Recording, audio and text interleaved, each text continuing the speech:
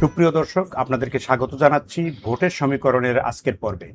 আজ আমরা ময়মনসিংহ জেলার ভোটের সমীকরণ মেলাবো। ময়মনসিংহ জেলায় মোট 24টি আসন, এর মধ্যে একটি আসনে আপনারা জানেন যে ভোট গ্রহণ স্থগিত হয়েছে প্রার্থীর মৃত্যুজনিত কারণে। সে কারণে আমি আজকের 23টি আসনের সমীকরণ মেলাবো। আমার সাথে ভোটের সমীকরণ মেলাতে আমার সঙ্গে স্টুডিওতে আছেন সাকওয়াত হোসেন, সিনিয়র বার্তা সম্পাদক, নাগরিক টেলিভিশন। এছাড়া আছেন মামুন খান, কবি ও গণমাধ্যম কর্মী। এছাড়া অনলাইনে আমাদের সাথে যুক্ত আছেন আমাদের 4 সহকর্মী। আমাদের ময়মনসিংহ ব্যুরো প্রধান অমিত রায়, মাহবুবুল কিবরিয়া আছেন নেত্রকোনা থেকে, এ কে এম হাকাম হীরা আছেন শেরপুর থেকে, এবং জামালপুর থেকে আছেন জুলফিকার জাহিদ। আপনাদের সবাইকে স্বাগত জানাচ্ছি আজকের ভোটের সমীকরণ অনুষ্ঠানে। আমাদের সাথে যুক্ত থাকবেন, শীঘ্রই ফিরছি। তো আমি সাকওয়াত হোসেনকে দিয়ে আলোচনার সূত্রপাত করতে চাচ্ছি। আপনার গ্রামের বাড়ি হচ্ছে, আপনার জন্ম এবং বেড়ে ওঠা আমরা জানি ময়মনসিংহে। ময়মনসিংহ এক আসনের যদি চালচিত্র কি, আপনার কাছে কি তথ্য আছে? কোন দল বা কোন জোট এগিয়ে আছে, কোন প্রার্থী এগিয়ে আছে? ধন্যবাদ আপনাকে। আমি আপনার মাধ্যমে বাংলা ভিশনের দর্শক এবং কলাকুশলী যারা আছেন সবাইকে শুভেচ্ছা জানাচ্ছি এই ভোটের সমীকরণে আমাকে আমন্ত্রণ জানানোর জন্য। আমি একটু প্রথমেই বলতে চাই যে আমরা ময়মনসিংহ বিভাগ নিয়ে কথা বলছি এবং ময়মনসিংহ বিভাগে এর 24টি আসনের মধ্যে একটি আপনি বলছিলেন যে একটি মৃত্যুজনিত কারণে একটি আসন এই মুহূর্তে স্থগিত আছে। তো আপনি বলছিলেন যে এই সমীকরণ 1 দিয়ে শুরু করবেন, আমি একটু অন্যভাবে শুরু করতে চাই। একে যাওয়ার আগে আমি বলতে চাই যে ময়মনসিংহ অঞ্চলটা হলো গিয়ে একসময় আওয়ামী লীগের ঘাঁটি ছিল। ময়মনসিংহটা কিন্তু এরকম কখনো জামাতের ঘাঁটি না। আমরা একটু বলি না যে এই জামাত মনে হয় ক্ষমতায় চলে আসছে, এই মনে হয় জামাত, নানা অ্যাঙ্গেলে নানা মানুষ বলছে যে জামাত, কিন্তু একটু তাদেরকে বলবো শুধু একটু ময়মনসিংহ অঞ্চলে একটু ঘুরে আসুন। ময়মনসিংহ অঞ্চলে যদি ঘুরে আসেন তাহলে চিত্রটা বুঝতে পারবেন। এই যে 24টা আসন, এর মধ্যে যে 23টা আসনে নির্বাচন হবে, এর একটা আসনও যদি ময়মনসিংহ অঞ্চল থেকে বিএনপি পায়, তাহলে আমি বিএনপি সবগুলো আসনই পাওয়ার সম্ভাবনা আছে। হয় বিএনপি পাবে, না হলে বিএনপির মানে বিএনপির যে বিদ্রোহী প্রার্থী আছেন তারা পাওয়ার সম্ভাবনা আছে। একটি আসনও জামাত পাওয়ার সম্ভাবনা নাই। তার মানে এখান থেকে আপনাকে আমি বলবো যে জামাতের যারা প্রার্থী আছেন তারা একটু ঘুরে আসবেন। আপনি বলছিলেন ময়মনসিংহ 1 আসনের কথা, আমরা শুরু করি ময়মনসিংহ 1 আসন দিয়ে। ময়মনসিংহ 1 আসনের কথা যদি আমরা চিন্তা করি, সেখানে ময়মনসিংহে আছে হেভিওয়েট একজন প্রার্থী, বিএনপির যুগ্ম সাধারণ সম্পাদক প্রিন্স ভাই, সৈয়দ ইমরান সাহেব প্রিন্স ভাই। উনি খুবই জনপ্রিয় একজন নেতা এবং কেন্দ্রীয়ভাবে না, শুধু ময়মনসিংহ অঞ্চলের জন্য খুব জনপ্রিয় নেতা। কিন্তু এই জায়গায় ধাক্কাটা লেগেছে অন্য জায়গায়। সেই জায়গায় একজন বিএনপির বিদ্রোহী প্রার্থী আছেন রুবেল, পুরা নামটা আমার এই মুহূর্তে মনে নেই, রুবেল নাম। আমি একটু যদি বলি, হালুয়াঘাটে 3টা পাথরের লড়াই হচ্ছে। কিরকম? 3টা মূল্যবান পাথরের লড়াই হচ্ছে। একজন মোহাম্মদ সালমান ওমর, এই যে বললাম যে আপনার সালমান ওমর, তার ডাক নাম রুবেল, এবং ইমরান সাহেব প্রিন্স, আর সাথে আছেন একজন হীরা, আর আরেকজনের নাম যিনি জামাতের প্রার্থী। 3জন প্রতিদ্বন্দ্বিতা করছেন। এই 3জনের সাথে মানে একদম আমরা যদি বলি একদম খুব একেবারে হাড্ডাহাড্ডি লড়াইয়ের যে গল্পটা বলি, এখানে আপনাকে ময়মনসিংহে 1-এর যেতে হবে। আমরা বলি না যে ক্ষমতায় আসে সে সিলেটে 1 আসনে ক্ষমতায় যায়। এই জায়গাটাতে আপনি যদি ময়মনসিংহ 1-এ যান, এই চিত্রটা দেখতে পাবেন। এইবার হবে হাড্ডাহাড্ডি লড়াই। কিন্তু প্রিন্স ভাইয়ের একটা বড় ধরনের ধাক্কা লাগার সম্ভাবনা আছে। আমি যে মাঠের চিত্রটা যেহেতু আমি জানি, আমার এলাকা আমার মাটির সেই জায়গাটা থেকে বলি যে বিদ্রোহী প্রার্থী খুবই জনপ্রিয়, নানা কারণে জনপ্রিয়। সে মাটির সাথে ছিল, দীর্ঘদিন কাজ করে গেছেন, এবং যখন এই বিরোধী দলে ছিলেন নানা সময়ে, ওই সময়টায় উনি ওই জায়গাতেই ছিলেন। যেমন প্রিন্স ভাইরা ঢাকায় থাকেন, এলাকায় জাতীয় রাজনীতি অনেক যুক্ত থাকার কারণে স্থানীয় মানুষের সাথে অবশ্যই তার সম্পৃক্ততা আছে, জনসম্পৃক্ততা অবশ্যই ভালো, সেটা আমি না করবো না। কিন্তু আমি যেটা দেখছি, ওই জায়গাটার চিত্র দেখতে পাই, সেটা হলো যে আমাদের যে বিএনপির যে বিদ্রোহী প্রার্থী রুবেল, তার অবস্থান অনেক ভালো। তবে এর মাঝখানে জামাত অবশ্যই ভোট টানবে, সেটা এই জন্যই হাড্ডাহাড্ডি লড়াই হতো। না হলে বিএনপি মানে ত্রিমুখী লড়াই হবে না দ্বিমুখী হবে? এই জায়গাটা যদি বলি আপনাকে, ত্রিমুখী লড়াই হবে, যেটা ছিল না। যেটা শুধু হতো জামাতের সাথে বিএনপি, এবং বিএনপি পাশ করে যেত নির্দ্বিধায়। কিন্তু এই জায়গায় স্বতন্ত্র প্রার্থীর পাশ করার সম্ভাবনা আমার কাছে যে এখন পর্যন্ত যে চিত্র আছে ভোটের, সাধারণ মানুষ যা বলছেন, সেখানে পাশ করার সম্ভাবনাই বেশি। ধন্যবাদ সাকওয়াত হোসেন। এবার আমরা যাব একটু ময়মনসিংহে। সেখানে আছেন আমাদের ব্যুরো প্রধান অমিত রায়। অমিত রায়, কি শুনতে পাচ্ছেন? জি, শুনতে পাচ্ছি। আচ্ছা, আপনি ময়মনসিংহ 1 আসন সম্পর্কে টু দ্য পয়েন্ট সংক্ষিপ্ত মন্তব্য করে 2 আসনের যেটা আপনার জন্ম এলাকা, জন্মভূমি, সেই আসন সম্পর্কে পর্যালোচনার জন্য আহ্বান জানাচ্ছি। ধন্যবাদ নাবিল ভাই সহ বাংলা ভিশনকে আজকে ময়মনসিংহ বিভাগকে সংযুক্ত করার জন্য। আমি হালুয়াঘাট অর্থাৎ ময়মনসিংহের এক আসনের কথা আমি সাখাওয়াত ভাইয়ের সাথে অনেকাংশে একমত। তবে আমি একটি কথা জানিয়ে রাখতে চাই, হালুয়াঘাটে আসলে বিগত স্বাধীনতার পরে এখন পর্যন্ত অর্থাৎ 12টি নির্বাচন হয়েছে, সেখানকার চিত্র আওয়ামী লীগ এ পর্যন্ত 7বার বিজয়ী হয়েছে, বিএনপি বিজয় হয়েছে 2বার এবং 1বার পেয়েছে জাতীয় পার্টি। অর্থাৎ জামাতে ইসলামী কোনোদিনই এই আসনে জয়লাভ করতে পারেনি। তো এখানে এবার যেটি হয়েছে, আমাদের কাছে সাংবাদিক বন্ধুদের কাছে যেটি মনে হয়, আমরা মাঠে গিয়ে যেটি দেখছি যে বিএনপির একজন হেভিওয়েট প্রার্থী স্বাগত বলেছে যে যুগ্ম মহাসচিব সৈয়দ ইমরান ছেলে প্রিন্স ভাই, উনি আসলে বিগত 17 বছর যাবত আমরা যেটি দেখেছি মাঠে কিন্তু স্বতঃস্ফূর্ত ভাবে কিন্তু মাঠে ছিলেন, অসহায় মানুষের পাশে ছিলেন, যে কোনো দুর্যোগে কিন্তু পাশে দাঁড়িয়েছেন, ত্রাণ সামগ্রী বিতরণ থেকে শুরু করে বস্ত্র বিতরণ থেকে শুরু করে, এবং দলীয় যেসব প্রোগ্রাম ছিল বিএনপির দুর্দিনে, বিএনপি যখন নেতা কর্মী মাঠে দাঁড়াতে পারতো না, সৈয়দ ইমরান ছেলে প্রিন্স কিন্তু সে জায়গায় কিন্তু মাঠে দাঁড়িয়েছে। এখন তারই শক্ত প্রতিপক্ষ হয়েছে তারই দলের যাকে বহিষ্কার করা হয়েছে, সালমান ওমর রুবেল, বিশিষ্ট শিল্পপতি। আসলে হালুয়াঘাটের সম্প্রতি আপনারা জানেন একটি মার্ডার হয়েছে। এছাড়াও সালমান ওমর রুবেল একজন নিরীহ নেতাও ভোটে এলাকায় যার জনশ্রুতি রয়েছে, একদম সবসময় হাসি মুখে কথা বলে উনিও কিন্তু বিগত সময়গুলোতে মানুষের পাশে দাঁড়িয়েছেন, বিভিন্নভাবে চিকিৎসা সেবা দিয়েছেন, চক্ষু শিবির করেছেন, মানুষের মাঝে তার একটি কিন্তু গ্রহণযোগ্যতা রয়েছে। তো আমাদের যেটি মনে হয় যে এই আসনে আদিবাসী যে সংগঠনগুলো রয়েছে বা আদিবাসী যে জনগোষ্ঠী রয়েছে, এদের ভোটার সংখ্যা প্রায় 25 থেকে 30,000 ভোট। এই ভোটগুলো এবং যারা আওয়ামী পন্থী আছে অথবা সংখ্যালঘু ভোটার যারা আছে, এটার সংখ্যাও কম নয়। আর এখানেও নতুন ভোটার প্রায় 38% নতুন ভোটার। তো সব মিলে এই তিন, অর্থাৎ সংখ্যালঘু ভোটার, আদিবাসী ভোটার এবং আওয়ামী পন্থী যারা আছে, তারা যেদিকে ঝুঁকবে আসলে সেই দলই ওই জায়গায় সেই প্রার্থী কিন্তু জয়যুক্ত হবে। তবে মূলত আমি মনে করি যে এই জায়গায় বিএনপি প্রার্থী প্রিন্স ভাইয়ের সাথে সালমান ওমর রুবেল শক্ত প্রতিদ্বন্দ্বিতা হবে। কে হারে কে জিতে বলাটা আসলে এই মুহূর্তে খুব কঠিন।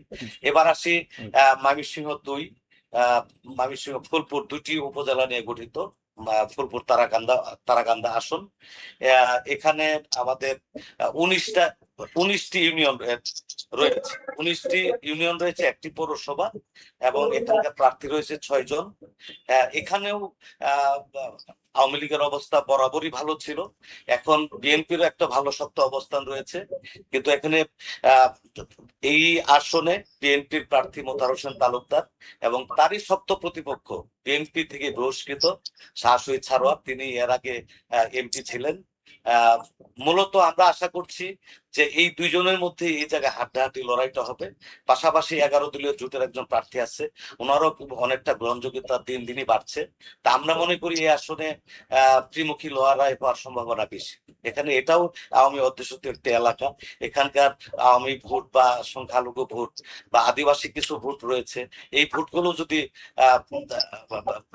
মানে যদি যার পক্ষে যাবে, আমি মনে করি যে এই জায়গায় সেই হয়তো বিজয়ী হবে। তবে মূলত লড়াই হবে বিএনপি এবং বিএনপির যে বিদ্রোহী রয়েছে এই দুই প্রার্থীর মধ্যে, যেটি মনে হয়। এরপর ময়মনসিংহ 3 গৌরীপুর আসন। এখানে 5জন প্রার্থী রয়েছে এবং 10টি ইউনিয়ন রয়েছে। এখানে প্রায় 3 লাখ ভোটার রয়েছে। এখানে বিএনপির কুন্দল চরম একটি পর্যায়ে আছে। বিএনপির ধানের শীষের যে প্রার্থী রয়েছেন ইঞ্জিনিয়ার এম ইকবাল হোসেন, এবং ওনার শক্ত প্রতিপক্ষ সাবেক উপজেলা চেয়ারম্যান, যিনি বিএনপি থেকে বহিষ্কৃত এবং বারবার কারাবরণকারী নেতা আহমেদ তাইবুর রহমান হিরণ। মূলত এখানে এই আসনেও দ্বিমুখী একটি লড়াই হবে, অর্থাৎ বিএনপির শক্ত প্রতিপক্ষ এই আসনেও কিন্তু জি বিএনপির লোকজনই, অর্থাৎ জি বহিষ্কৃত জি, হলেও ধন্যবাদ ধন্যবাদ অমিত উপজেলা রায়। লেভেলে। ময়মনসিংহ ৩ সম্পর্কে আপনার মন্তব্য জানতে চাচ্ছি। ময়মনসিংহ ৩ নিয়ে যেটা বলছিলেন যে এখানে সাবেক উপজেলা চেয়ারম্যান, ওনার জনপ্রিয়তায় আসলে তুঙ্গে।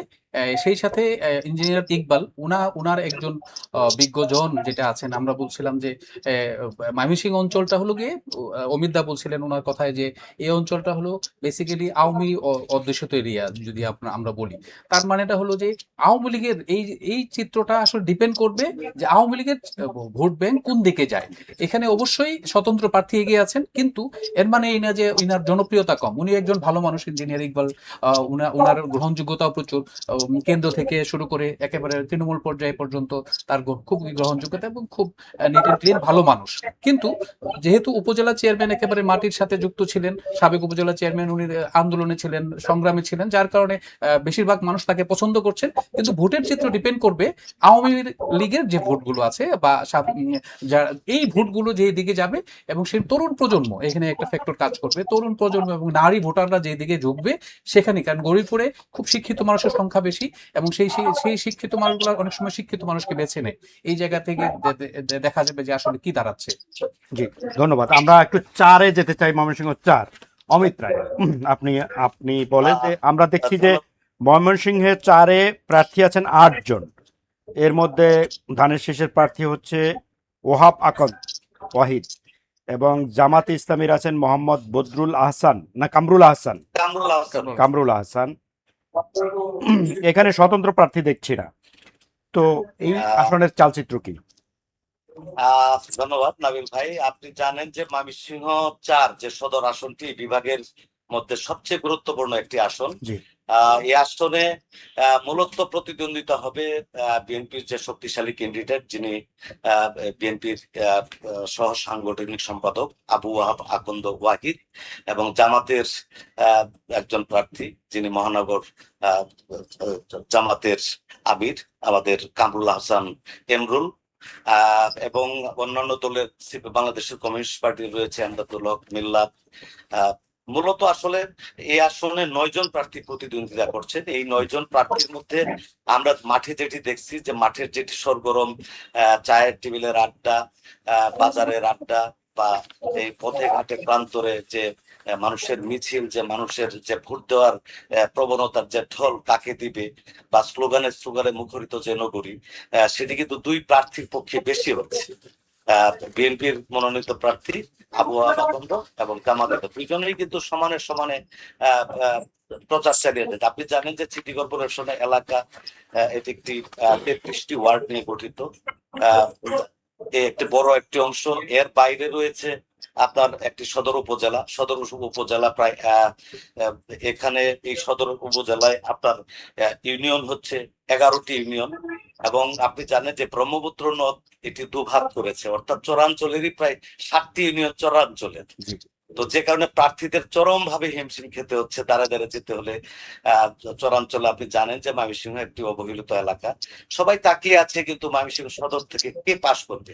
যে বিগত সরকার যারা এসেছেন আসলে নানাভাবে উন্নয়নের ফুলচুরি তারা মানুষের মাঝে বলেছেন, অঙ্গীকার করেছেন, কিন্তু আসলে বাস্তবতা বা বাস্তবায়ন করা সেটি কিন্তু ময়মনসিংহে হয় নাই। ময়মনসিংহে এ পর্যন্ত স্বাধীনতার পরে থেকে দ্বাদশ নির্বাচন পর্যন্ত আমি যদি একটি পরিসংখ্যান দিই, তাহলে বলবো যে আওয়ামী লীগ 5 বার এখানে এই আসনটি পেয়েছে, বিএনপি পেয়েছে 3 বার, এবং জাতীয় পার্টি পেয়েছে 2 বার। এবং জাতীয় পার্টি 2 বার পেয়েছে। এখানে জাতীয় সংসদের একসময় বিরোধী দলের নেতা আমাদের রওশন এরশাদ ছিলেন, তিনি চেষ্টা করেছেন উন্নয়নের, কিন্তু আসলে প্রত্যাশা অনুযায়ী মানুষ কিন্তু উন্নয়ন করতে পারেনি।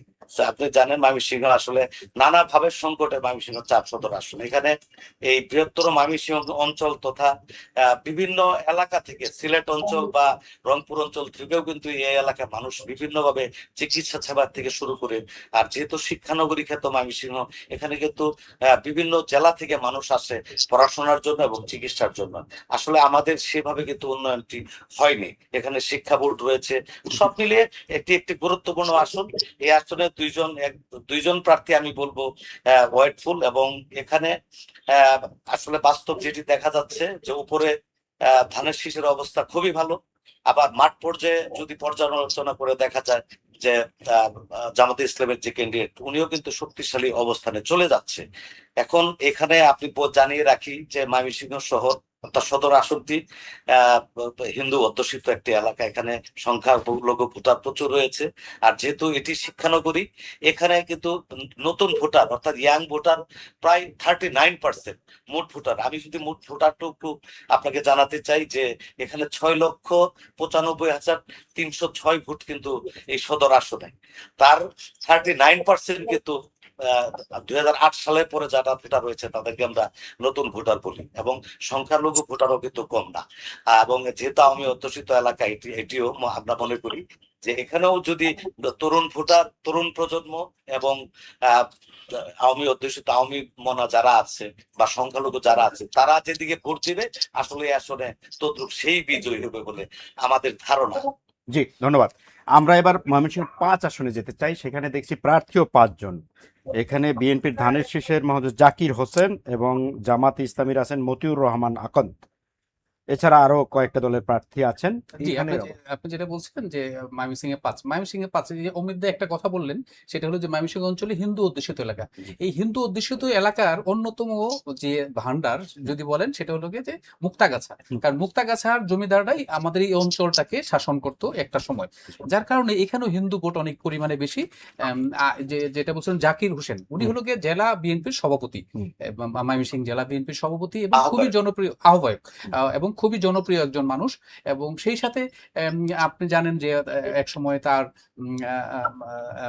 মানে তার ইয়ে ছিলেন মোশাররফ হোসেন, তার ওই পরিবারের ওই পরিবারের সাবেক মন্ত্রী মোশাররফ হোসেন। হ্যাঁ, মোশাররফ হোসেন উনি ওই পরিবারের সন্তান, যার কারণে সাবেক সচিব এবং মন্ত্রী। হ্যাঁ, মন্ত্রী। তার মানে যার কারণে ওনাদের জনপ্রিয়তা সবার উপরে। কারণ এই ময়মনসিংহ অঞ্চলে যে উন্নয়ন হয়েছে তার পুরো চিত্রটা তার কাছ থেকে আপনি পাবেন, যে ময়মনসিংহের যে জানিয়েছেন ওই পরিবারের অবদান।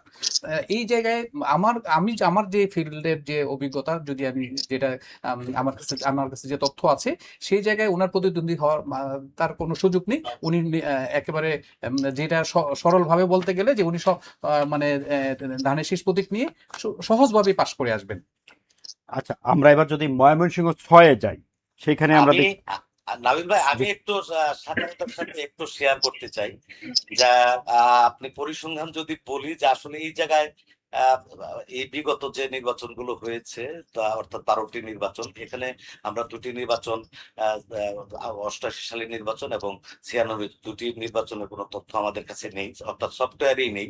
তো 10টি নির্বাচনের হিসাব করতে গেলে দেখা যাচ্ছে যে আওয়ামী লীগ 4বার জিতেছে, বিএনপি জিতেছে 4বার, জাতীয় পার্টি 2বার। অর্থাৎ এখানে বিএনপির কিন্তু শক্ত একটি ভোট ব্যাংক রয়েছে, যেটি জামাতের জন্য, জামাতের হেভিওয়েট প্রার্থী, আমাদের জামাতের কেন্দ্রীয় প্রচার সম্পাদক অ্যাডভোকেট মতিউর রহমান আকন্দ। আর বিএনপি যিনি সাকওয়াত বলেছে যে আসলে ক্লিন এভেঞ্জের মানুষ জাকির হোসেন বাবলু এবং একজন সজ্জন মানুষ। বিএনপির মধ্যে বিএনপি এবং সাধারণ মানুষের মধ্যে কিন্তু তার একটি বড় গ্রহণযোগ্যতা রয়েছে, যা এবং সাকওয়াত ভাই ঠিকই বলেছে যে এখানে বিএনপির অবস্থা খুবই শক্তিশালী এবং ভালো একটি অবস্থানে রয়েছে। এখানে বিএনপি বিজয়ী হওয়ার সম্ভাবনা খুবই বেশি। আচ্ছা, আমরা যদি ময়মনসিংহ 6-এ যাই, এখানে দেখছি যে 5 জন প্রার্থী, এর মধ্যে 2 জনই স্বতন্ত্র, অর্থাৎ এরাও সম্ভবত বিদ্রোহী প্রার্থী। তো এই আসনের অবস্থা কি? আমি আমি এই আসনটি নিয়ে আসলে বলতে চাই, এখানে মোট 5 জন প্রার্থীর মধ্যে 4 জন প্রার্থীর মধ্যে প্রতিদ্বন্দ্বিতা হবে, অর্থাৎ চতুর্মুখী প্রতিদ্বন্দ্বিতা। ময়মনসিংহ জেলার একমাত্র যেটি আসন যে 4টা প্রার্থীর মধ্যে প্রতিদ্বন্দ্বিতা হওয়ার সম্ভাবনা। অর্থাৎ জামাতের সাথে জামাতের বিদ্রোহী রয়েছে, বিএনপির সাথে বিএনপির বিদ্রোহী রয়েছে। অর্থাৎ জামাতের এক সময়ের জেলার আমির জসিমউদ্দিন, হ্যাঁ, ওনার একটি নিজস্ব ভোট ব্যাংক রয়েছে এবং কয়েকটি ইউনিয়ন নিয়ে উনি প্রার্থী হয়েছেন বিধায় ওনাকে দল থেকে বহিষ্কার করা হয়েছে। আর জামাতের যিনি প্রার্থী কামরুল হাসান, উনি একজন শিক্ষক, শিক্ষা উদ্যোক্তা মানুষ হিসাবে সাধারণ মানুষের মাঝে কিন্তু ওনার সম্পর্কে ভালো একটি ধারণা রয়েছে।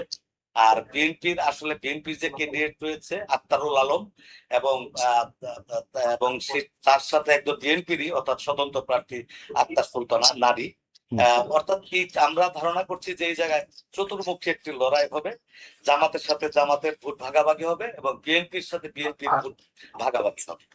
আচ্ছা, ধন্যবাদ অমিত রায়। আমরা আমি জি, খালি একটু যুক্ত করে দিতে চাই এই 6টার মধ্যে, জি, এই যে শামসুদ্দিন চৌধুরীর সহধর্মিণী, উনি যে রাইট। যে উনি দাঁড়িয়েছেন এখানে যদি আপনি ফুলবাড়িয়া আসন যেটা, যদি আপনি একটু ময়মনসিংহ অঞ্চলের 6-এর দিকে তাকান, তখনই এই উনার অবদান, ইঞ্জিনিয়ার যে শামসুদ্দিন, যদি ময়মনসিংহে 6-এ উনার অবদান সবচাইতে বেশি। আর যে এই যে বললো না যে ভোটের চিত্র যদি সারা দেশে একটা চিত্র আপনি কোথাও পাবেন না যে দলীয় মনোনীতের সাথে স্বতন্ত্র হচ্ছে কিংবা ইয়ে হচ্ছে, কিন্তু এখানে দুইজন স্বতন্ত্রের সাথে স্বতন্ত্র প্রতিদ্বন্দ্বিতা হবে। দাদা যেটা বলছিলেন যে ধানের শীষের যে প্রতীকে আছেন এবং জামাতের যে প্রতিদ্বন্দ্বিতা আছেন, আসলে সেই জায়গা থেকে দুইজনের প্রতিদ্বন্দ্বিতা হওয়ার সম্ভাবনা নেই। তাহলে কারা হচ্ছেন? এই জায়গায় নির্বাচন হবে বেসিক্যালি দুইজন বিদ্রোহী, একজন হলো জামাতের বিদ্রোহী, আরেকজন হলো ধানের শীষের বিদ্রোহী। আমি জানি না এখনো পর্যন্ত কার পাল্লা ভারী, কিন্তু এখান থেকে বেরিয়ে আসবে বেসিক্যালি দুই বিদ্রোহীর মাঝখান থেকে একজন পাশ এটা করার আপনার সম্ভাবনা। প্রেডিকশন। আমার প্রেডিকশন না, শুধু আমি বলছি যে ওই এলাকার প্রেডিকশনটা আমি। জি, আমরা ময়মনসিংহের 7-এ যদি আসি, সেখানে দেখছি আমরা 6 জন প্রার্থী আছেন। এর মধ্যে বিএনপির প্রার্থী হচ্ছে ডক্টর মোহাম্মদ মাহবুবুর রহমান, তিনি আছেন। স্বতন্ত্র একজন আছে জয়নুল আবেদিন, এবং দাঁড়িপাল্লার প্রার্থী আছেন আসাদুজ্জামান। এই আসনের চালচিত্র কি? আমি একটু এই 7-এর ব্যাপারটা আমি একটু অমিতদার কাছ থেকে শুনতে চাই, কারণ আচ্ছা, অমিত রায়। জি, ধন্যবাদ। ময়মনসিংহ 7 আসন ত্রিশাল যে উপজেলা, এই ত্রিশাল আসনে এটিও আমি বলবো যে আসলে আওয়ামী অধ্যুষিত এলাকা। এখানে 7বার আওয়ামী লীগ আসনটি পেয়েছে, বিএনপি পেয়েছে 2বার এবং জাতীয় পার্টি পেয়েছে 4বার। অর্থাৎ সব মিলিয়ে যে এখানকার ভোটার সংখ্যাও বেশি, প্রায় 3,48,000 ভোটার। এখানে নারী পুরুষ প্রায় সমান। এখানে বিএনপির ক্যান্ডিডেট মাহবুবুর রহমান লিটন, উনি ভালো একজন মানুষ। সবকিছু মিলে ওনার অবস্থানটা অনেকটা ভালো, কিন্তু তার প্রতিদ্বন্দ্বী যিনি, আসলে উনিও একজন শক্তিশালী প্রার্থী। অর্থাৎ ওনার ফাদার, অর্থাৎ যিনি স্বতন্ত্র প্রার্থী হয়েছেন কাপ্রিস প্রতীক নিয়ে, মোহাম্মদ আনোয়ার সাদাত, ওনার ফাদারও কিন্তু বিএনপি থেকে এমপি ছিলেন এই আসনে। আব্দুল খালেক, উনি আব্দুল খালেক। তো এই বাবার পরিচয়ে কিন্তু এলাকায় উনি ওনার একটি জনপ্রিয়তা রয়েছে, ভালো ইমেজের মানুষ রয়েছে, মানুষের মাঝে একটি ভালো গ্রহণযোগ্যতা রয়েছে। পাশাপাশি জামাতের একজন যে ক্যান্ডিডেট রয়েছে, সেটি হলো আসাদুজ্জামান সোহেল ভাই। সোহেল ভাইয়ের অবস্থানও কিন্তু এই এলাকায় কিন্তু ভালো, দিন দিনে ভালো হচ্ছে। অর্থাৎ আমাদের ধারণা এই আসনটিতে আসলে একটি ত্রিমুখী লড়াই হবে। এখন কে বেরিয়ে আসবে আসলে বলাটা খুব কঠিন, কারণ এই জায়গায়ও আসলে ভোটারের মন। তবে 3 প্রার্থী কিন্তু মাঠে চষে বেড়াচ্ছে প্রতিটি ইউনিয়নে। অর্থাৎ এখানকার এই আসনের যে অর্থাৎ 12টি ইউনিয়ন রয়েছে এবং একটি পৌরসভা, সবকিছু মিলিয়ে এখানে কিন্তু 3 প্রার্থী কিন্তু মাঠে চড়ে বেড়াচ্ছে। তবে এই জায়গায় আসলে কার সাথে মানে দ্বিমুখী লড়াই হবে না ত্রিমুখী লড়াই হবে, আসলে এটা ভোটের মাঠে বোঝা যাবে। এইভাবে মানে আমাদের পক্ষ থেকে আসলে সরাসরি বলাটা ঠিক সুযোগ হবে। নেই যে জি, কে পাস করছে। জি, জি। মানে আমি এখানে একটু যোগ করতে চাই এই জি। জায়গাটা থেকে, যে আমরা বলছিলাম না যে আমাদের এই নির্বাচনগুলো হয় কিন্তু পরিবারের সাথে একটা সম্পর্ক থাকে। হুম। যেমন আমি বলছিলাম যে আব্দুল খালিকের ছেলে আনোয়ার ভাই, যিনি বিদ্রোহী প্রার্থী হয়েছেন, ওনার এই পরিবারের যে অবদান, এই জায়গাগুলো কিছু অধ্যুষিত এলাকা থাকে। আপনি ধরেন নদীর এই পার যেরকম থাকে, নদীর ওই পার থাকে আমাদের দেশের নির্বাচনগুলোতে, শরতের এই পার থাকে, আঞ্চলিকতা একটা কাজ করে। আঞ্চলিকতা কাজ করে, যার কারণে এই আব্দুল খালেক যে অঞ্চলটায় আছেন, এই অঞ্চলে ওনার জনপ্রিয়তা সবচেয়ে বেশি। এখানে ডাক্তার লিটন অবশ্যই উনি কেন্দ্রীয় নেতা, ওনার গ্রহণযোগ্যতা ভালো, উনি কাজ করছেন, কিন্তু তারপরেও ওনার জন্য কাল হয়ে দাঁড়িয়েছে স্বতন্ত্র প্রার্থী। অনেকেই বলে যে স্বতন্ত্র প্রার্থী পাশ করার সম্ভাবনাই বেশি। আচ্ছা, আমার ময়মনসিংহে 8-এ কোনো স্বতন্ত্র প্রার্থী নাই, অর্থাৎ বিদ্রোহী প্রার্থী নাই। এখানে বিএনপির প্রার্থী হচ্ছে লুৎফুল্লাহ মাজেদ, আর এই জামাতেরও কোনো প্রার্থী নাই। এলডিপির একজন প্রার্থী আছে আওরঙ্গজেব হেলাল। এখানকার পরিস্থিতি কি? এখানে ময়মনসিংহ 8 আচ্ছা, বলেন। ঈশ্বরগঞ্জ আসন, এই আসনে আমাদের 11টি ইউনিয়ন রয়েছে এবং প্রায় 4.5 লাখ ভোটার রয়েছে। এই আসন বিশ্লেষণ করলে দেখা যাবে যে আওয়ামী লীগ 4বার পেয়েছে, বিএনপি 2বার পেয়েছে এবং জাতীয় পার্টি পেয়েছে 4বার। এখানে আসলে মূলত বিএনপির যে বিদ্রোহী রয়েছে, অর্থাৎ বিদ্রোহী মানে যিনি বাংলা লিবারেল ডেমোক্রেটিক এলডিপি থেকে না সরি ইসলামী আন্দোলন বাংলাদেশ থেকে যিনি টিকিট নিয়েছেন, নুরুল কবির, উনি অত্যন্ত জনপ্রিয় একজন মানুষ ছিলেন। বিএনপি থেকে উনি সংসদ সদস্য নির্বাচিত হয়েছিলেন। যাই হোক, এবার মনোনয়ন না পাওয়ার পরে উনি বিদ্রোহী প্রার্থী হয়েছেন। আর লুৎফুল্লাহ এল মাজেদ বাবু, উনার ডাকনাম বাবু, উনি নতুন ক্যান্ডিডেট এবং বিএনপির জন্য একজন শক্তিশালী প্রার্থী। অর্থাৎ উনি বিশিষ্ট শিল্পপতি, এলাকার যেভাবে উন্নয়ন করে যাচ্ছেন, এমপি না হয়েও দলীয় পদ নিয়ে অথবা দলীয় পদের বাইরেও উনি ঢাকাতেই মূলত ইন্টারন্যাশনাল উনি বিজনেস করেন। উনি এলাকার মানুষের জন্য স্কুল, মাদ্রাসা, কলেজ বিভিন্ন উন্নয়নে কিন্তু অনেক আগে থেকে ভূমিকা রাখছেন এবং হোটেল সম্পদের মালিকও বটে। তো আসলে এই জায়গায় আবার বিগত জোট সরকারের আমলে ফখরুল ইমাম জাতীয় পার্টি থেকে উনিও লাঙ্গল প্রতীক নিয়ে নির্বাচন করছেন, উনিও এই জায়গার ক্যান্ডিডেট, একজন ভদ্র মানুষ। তো আসলে এই জায়গায় মূলত হবে আব্দুল আল মাজেদ বাবুর সাথে শাহনুরুল কবির শাহিনের প্রতিদ্বন্দ্বিতা। তবে এই জায়গায় শাহনুরুল কবির শাহিনের মাঠে ক্রমান্বয়ে ভালো হচ্ছে, কিন্তু মাজেদ বাবু যিনি উত্তলা ধানের শীষের প্রতীকের যিনি প্রার্থী, উনি কিন্তু একটা শক্তিশালী অবস্থান করছে। এবং আমরা সাংবাদিক বন্ধুরা আমরা যেটি পর্যালোচনা করেছি যে ময়মনসিংহে যদি দুইটা আসন নির্বিঘ্নে কেউ যে আসন মানে দুইটা আসনও যদি কেউ পায়, সেটি হয়তো ঈশ্বরগঞ্জে একটি ধরা হয়। তো এই ছিল ময়মনসিংহের আট সম্পর্কে। আচ্ছা, আমরা একটু নয়ে আসি। এবার নয়ে আমরা দেখছি যে প্রার্থী আছেন 6 জন। এর মধ্যে বিএনপির ইয়াসের খান চৌধুরী আছেন এবং এখানে জামাতের প্রার্থী নাই। AKM আনোয়ারুল ইসলাম বাংলাদেশ ডেভেলপমেন্ট পার্টি ফুলকপি মার্কায় আছেন। এছাড়া আরো কয়েকজন প্রার্থী আছেন, লাঙ্গলের প্রার্থী আছেন। এই যে একটা স্বতন্ত্র প্রার্থী আছে, ভদ্র মহিলার নামটা একটু যদি বলেন। না, স্বতন্ত্র পরিষদ চূড়ান্ত বোধহয় নাই। স্বতন্ত্র হাসিনা খান চৌধুরী। হাসিনা খান আছেন। ও, হাসিনা খান স্বতন্ত্র, ইয়েস, হাসমার্কা। হাসমার্কা।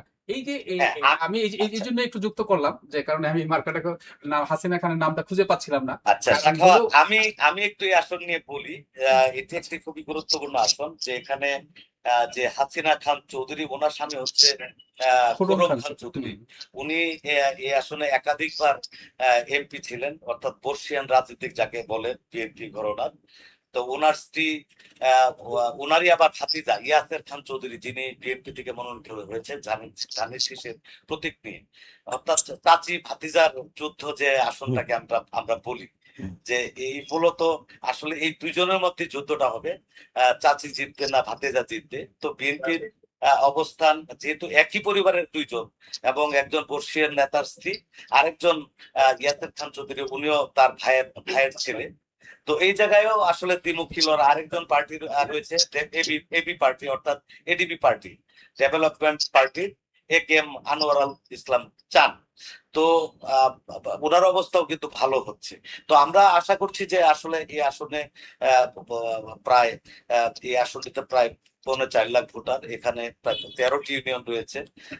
বিএনপির নেতা কর্মীরা আসলে দুটি ভাগে বিভক্ত হয়ে গেছে, অনেকে বহিষ্কৃত হয়েছে, কিন্তু এরপরও ইয়াসের খান চৌধুরীর সাথে মূলত প্রতিদ্বন্দ্বিতা হবে তারই চাচি হাসিনা খান চৌধুরী, আমাদের যেটি মনে হয়। আমি একটু যুক্ত করবো দাদা আপনার সাথে, যেমন ধরেন দুইজন ব্যক্তি, যেমন বেশিরভাগ জায়গায় আমরা দেখছি যে স্বতন্ত্র প্রার্থী, মানে বিএনপি থেকে যারা বিদ্রোহী নির্বাচন করছেন, অনেক জায়গায় ফুটবল নিয়ে বেশিরভাগ জায়গায় আমরা দেখেছি। আর দুই একটি জায়গায় হাঁস নিয়ে দেখেছি, যে হাঁসের মধ্যে আমরা বামুনবাড়িয়া জানি যে রুমিন ফারহানা, সেই সাথে আর এই যে হাসিনা খানমের নামটা উনিও হাঁস মার্কা। আমার কেন জানি মনে হয় যে এই দুটো হাঁসই বের হয়ে আসবে, কারণ এই উনাদের যে পারিবারিক জনপ্রিয়তা, আপনি যদি খুররম খানের কথা বলেন, আজকের না, উনাদের এই যে পরিবার, ময়মনসিং এর অবদান যদি আপনারা বলেন, যদি ময়মনসিংহের হিস্ট্রি যদি দেখতে চান, এই পাকিস্তান আমল থেকে শুরু করে তাদেরই অবদান, তাদের এই জন্য যে উনার অনেক পরিবারের লড়াই, এখানে কিন্তু দলের লড়াই হচ্ছে না, এক পরিবারের লড়াই হচ্ছে। তো কিন্তু তারপরেও আগে ওয়াইফ কেই মানুষ প্রায়োরিটি দিবে, এই জায়গাটা তো হয়তো হতে পারে। কিন্তু যিনি বিএনপি থেকে যাকে নমিনেশন করা হয়েছে, সে খুবই শক্তিশালী প্রার্থী না। উনি হলো খুব, এই যে আজকে তথ্য প্রযুক্তির যুগে এরকম একজন মানুষকেও বেছে নিতে হয়, কারণ হলো যদি উনি পাশ করতে পারেন, আমার কেন মনে হয় যে উনি তথ্য প্রযুক্তির দায়িত্ব পেতে পারেন। এই একটা আছেন আমরা দলীয়। আমরা 10-এ আছে দেখছি যে বিএনপির আখতারুজ্জামান, যিনি কেন্দ্রীয় রাজনীতি করছেন, এবং জামাত ইসলামের আছে মোহাম্মদ ইসমাইল। এছাড়া আরেকজন ইন্টারেস্টিং প্রার্থী আছেন, জাতীয়ভাবে পরিচিত হাবিবুল্লাহ বেলালি। তিনি হচ্ছেন হাত পাখার প্রার্থী। অর্থাৎ ইসলামী আন্দোলন বাংলাদেশ, এই আসনের পরিস্থিতি কি একটু দাদা বলেন। এই আসনটা নিয়ে নাবিল ভাই আমি যেটি বলতে চাই, ময়মনসিংহের এই যতগুলো আসন রয়েছে, অর্থাৎ এই গফরগাঁওকে বলা হয় আওয়ামী লীগের সতীকাগার। অর্থাৎ সত্যিকার। বিগত যদি যতগুলো নির্বাচন আমি যদি পর্যবেক্ষণ করেন, সেই বিএনপির সময় এখানে কিন্তু 8বার আওয়ামী লীগ জিতেছে, এবং একবার শুধু বিএনপি জিতেছে, আর একবার জাতীয় পার্টি জিতেছে। এখানে যে আওয়ামী লীগের একটি নিজস্ব ভোট ব্যাংক রয়েছে, অর্থাৎ কিন্তু এই বর্তমান সময়ে বিএনপির যা মোহাম্মদ আখতারুজ্জামান, তিনি ধানের শীষ প্রতীকে নিয়ে লড়ছেন, কিন্তু তিনি বিগত এই আওয়ামী লীগের শাসনামলে কিন্তু মাঠে ছিলেন, এবং মাঠে কিন্তু প্রচুর কাজ করেছেন, দলীয় কর্মসূচি করেছেন, চেষ্টা করেছেন। কিন্তু তার তার পাশাপাশি আবু সিদ্দিকুর রহমান স্বতন্ত্র প্রার্থী একজন রয়েছে, যিনি হাস মার্কা হাস, উনি বিএনপির একদম সিনিয়র লিডার, এবং বিএনপির রাজনীতিতে তার অবদান, যথেষ্ট অবদান রয়েছে। এই আওয়ামী দুঃশাসনের আমলে বিএনপিতে উনি যেভাবে কাজ করেছেন, তারও একটি শক্তিশালী অবস্থান রয়েছে, ভিত রয়েছে। কারণ আপনি জানেন ময়মনসিংহ 10, গফরগাঁও এবং পাগলা 2টি থানা মিলে এই আসনটি। তো এই দুটি আসনে কিন্তু ভাগ হয়েছে, অর্থাৎ মোট কিন্তু 15টি ইউনিয়ন, অর্ধেক অর্ধেক, 2 প্রার্থী 2 দিকের। তো 2 প্রার্থী 2 দিকের ভোট টানার চেষ্টা করবে। তো এই জায়গায় এবং আরেকজন প্রার্থীর জামাত ইসলামের প্রার্থী যিনি রয়েছেন মোহাম্মদ ইসমাইল, এবং এই জায়গায় আরেকজন প্রার্থী রয়েছেন বেলাল ইসলাম, আমাদের ইসলামী আন্দোলনে উনি প্রতিবারই দাঁড়ান, প্রতিবারই যে বিগত বেশ কয়েকটি নির্বাচনে যিনি প্রার্থী হন। তো আসল তবে মূলত বিএনপির যে স্বতন্ত্র রয়েছে আবু বকর সিদ্দিক, অর্থাৎ সংক্ষিপ্ত নাম এবি সিদ্দিক রহমান, ওনার সাথে আখতারুজ্জামান বাচ্চুরি আসলে মূলত প্রতিদ্বন্দ্বিতা হবে। তবে আমি আগেই বলেছি যে এটি আওয়ামী লীগের একদম একটি ভোট ব্যাংক। এই ভোট ব্যাংকের যেদিকে ঝুঁকবে আসলে সেদিকেই কিন্তু ওই প্রার্থী কিন্তু পাশ করবে। তবে এই জায়গায় মানে আমি আবারও বলবো যে খুবই শক্তিশালী একটি, এবং আপনি জানেন গফরগাঁও একটি মারামারি, হানাহানি, কাটাকাটির একটি এলাকা, খুবই উচ্ছৃঙ্খল এবং হিংস্র একটি এলাকা। এখানে মাসুল পাওয়ার খুবই কাজে লাগে। সবকিছু মিলে হাড্ডাহাড্ডি লড়াই হবে। আমি একটু খালি যুক্ত করে দিতে চাই, এই আসলে গফরগাঁও উল্লেখযোগ্য ভাবে এই ম্যাপিং এর ক্ষেত্রে, বাংলাদেশের ম্যাপিং এর ক্ষেত্রেও খুব গুরুত্বপূর্ণ। আপনি একটু খেয়াল করে দেখবেন যে বিএনপি যখন প্রার্থী দিলেন, বিদ্রোহীর যে প্রার্থী দানা বেঁধে উঠলো, এটা একটু গফরগাঁও ছিল অন্যতম কেন্দ্র। এই যে বাচ্চু সাহেব, যে কারণটাও আছে, কারণ হলো কি বাচ্চু সাহেবের এই যে বিএনপি যে গফরগাঁওয়ের গোড়াপত্তন ওই পরিবার থেকে, ওনাদের জমিতে, ওনাদের ইয়েতে বিএনপির মানে অনেকটা গড়ে ওঠা, যার কারণে ওনাদের অবদানকে খাটো করার কোনো সুযোগ নেই। এবং ওনারা কিন্তু নিজেরা উশৃঙ্খল ভাবে ইয়ে করে না, তাদের নেতাকর্মীরাই এই যে ট্রেন ব্লক করে, রাস্তা ব্লক করে নানা ধরনের আন্দোলন করছিলেন তাদের পক্ষে। কিন্তু এর পরবর্তীতে যেটা হয়েছে, এখানে অন্য একটা গ্রুপ যে তাদের অফিস পুড়িয়ে দেওয়া হয়েছে, এটাকে মানুষ নেগেটিভ নিয়েছে, এবং যেই কারণে এই বাচ্চু সাহেব যে বিদ্রোহী বিএনপি থেকে আছেন, তার প্রতি মানুষ অনেকটা ঝুঁকে পড়েছে। এটা আমার কাছে তথ্য। আচ্ছা দাদা, আমরা একটু যদি 11 আসনে যাই, সেখানে প্রার্থী আছেন 5 জন। এখানেও একজন স্বতন্ত্র প্রার্থী আছেন, শাপলা কলির একজন প্রার্থী আছেন, অর্থাৎ এনসিপি প্রার্থী আছেন, জামাতের প্রার্থী নাই। এই আসনের চালচিত্র এটি জেলার একটি, আমাদের 11টি আসনের মধ্যে আমরা শিল্পাঞ্চল, ময়মনসিংহ হচ্ছে শিল্পাঞ্চল বলি, বা মৎস্য সম্পদে উদ্বৃত্ত একটি উপজেলা, সেই ময়মনসিংহ 11 ভালুকা আসন।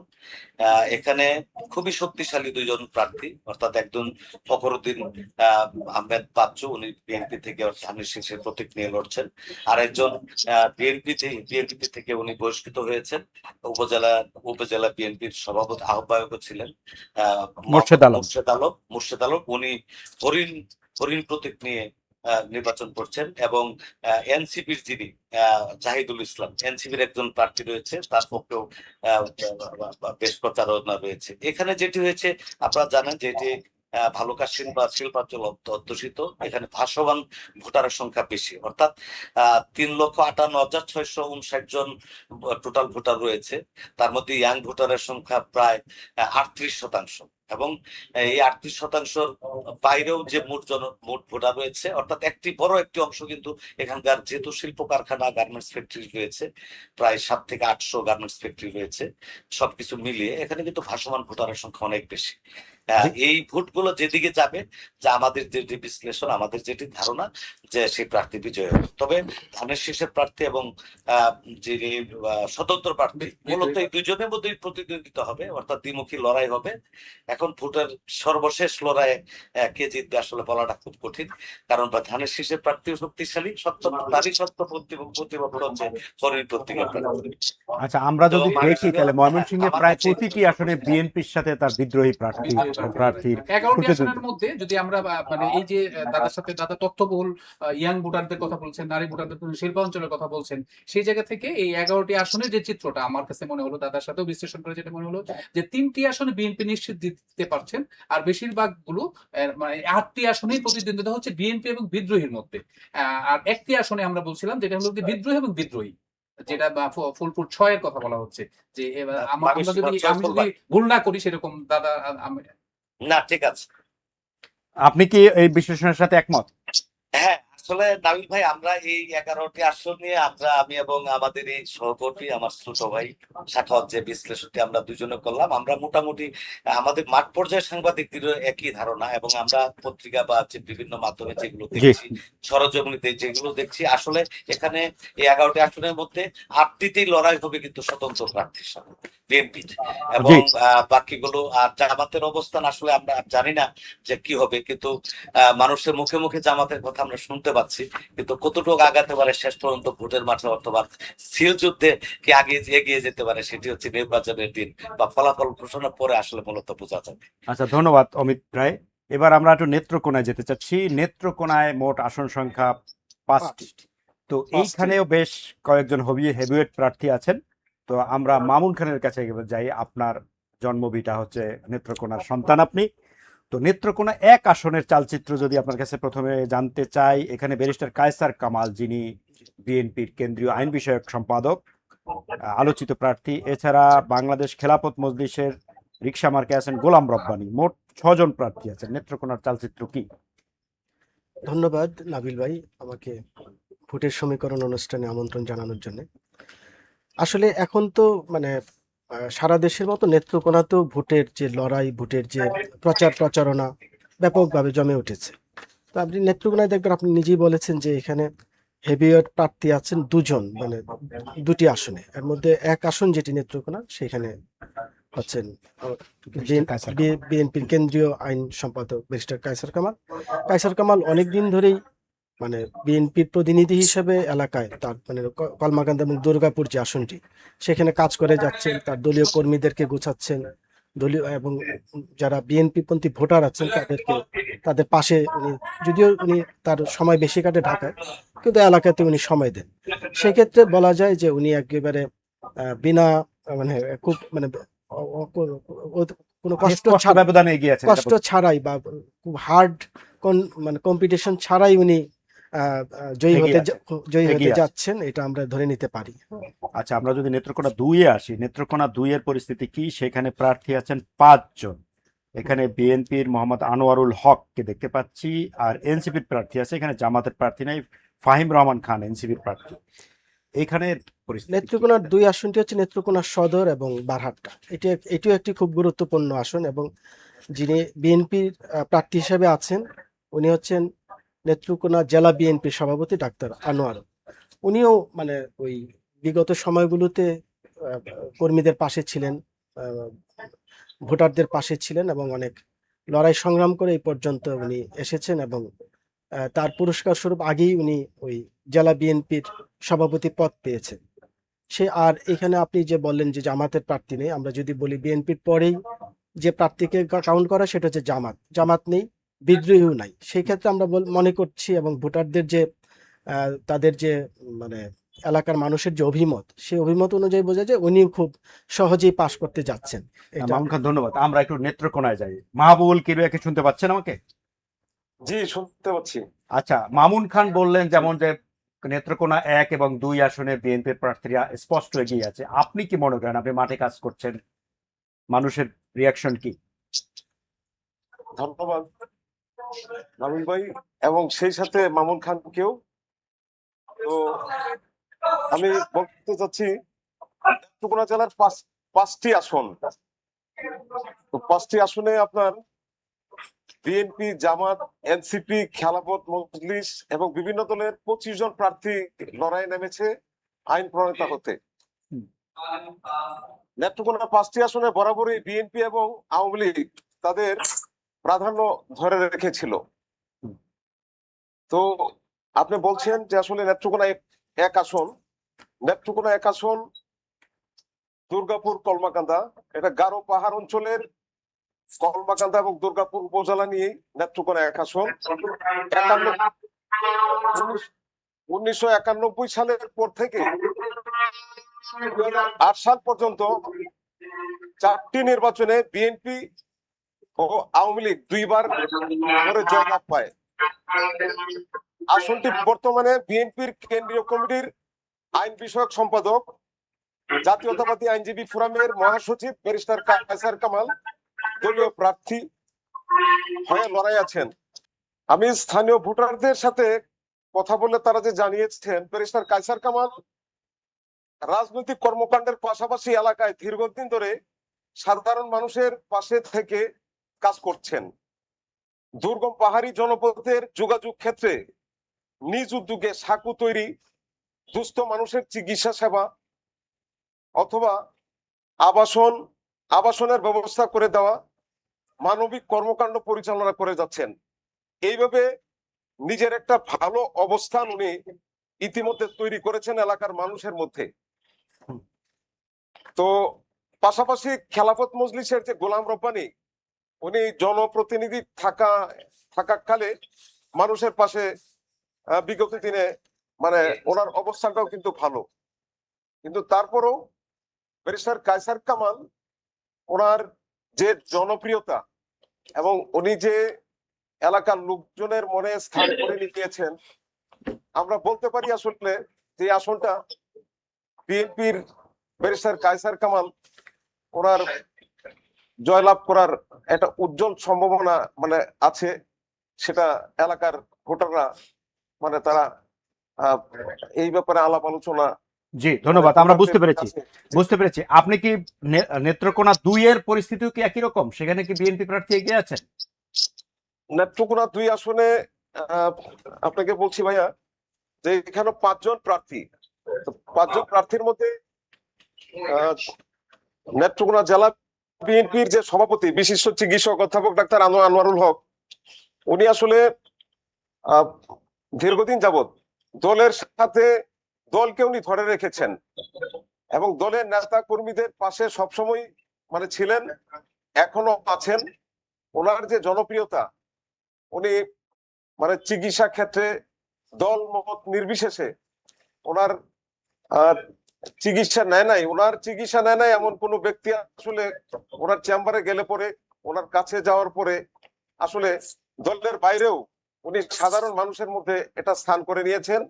আর আসলে এখানে জামাতের প্রার্থী না থাকাতে ফলে অনেকটা ওয়াক ওভার পেয়ে ওনার যাচ্ছে অবস্থানটা জয় পাওয়ার অবস্থানটা আসলে অনেকটাই ভোটাররা বলছে যে অনেকটাই সহজ হবে উনি বিজয় লাভ করতে। জি জি ধন্যবাদ মাহবুল কবির, আপনার কাছে আসবো আবার, আপনি লাইনেই থাকেন। আমরা আবার একটু কবির কাছে ফিরে যাই, মামুন খানের কাছে। আমরা নেত্রকোনা 3 আসনের যদি আলাপ করি, এখানে প্রার্থী আছেন 6 জন।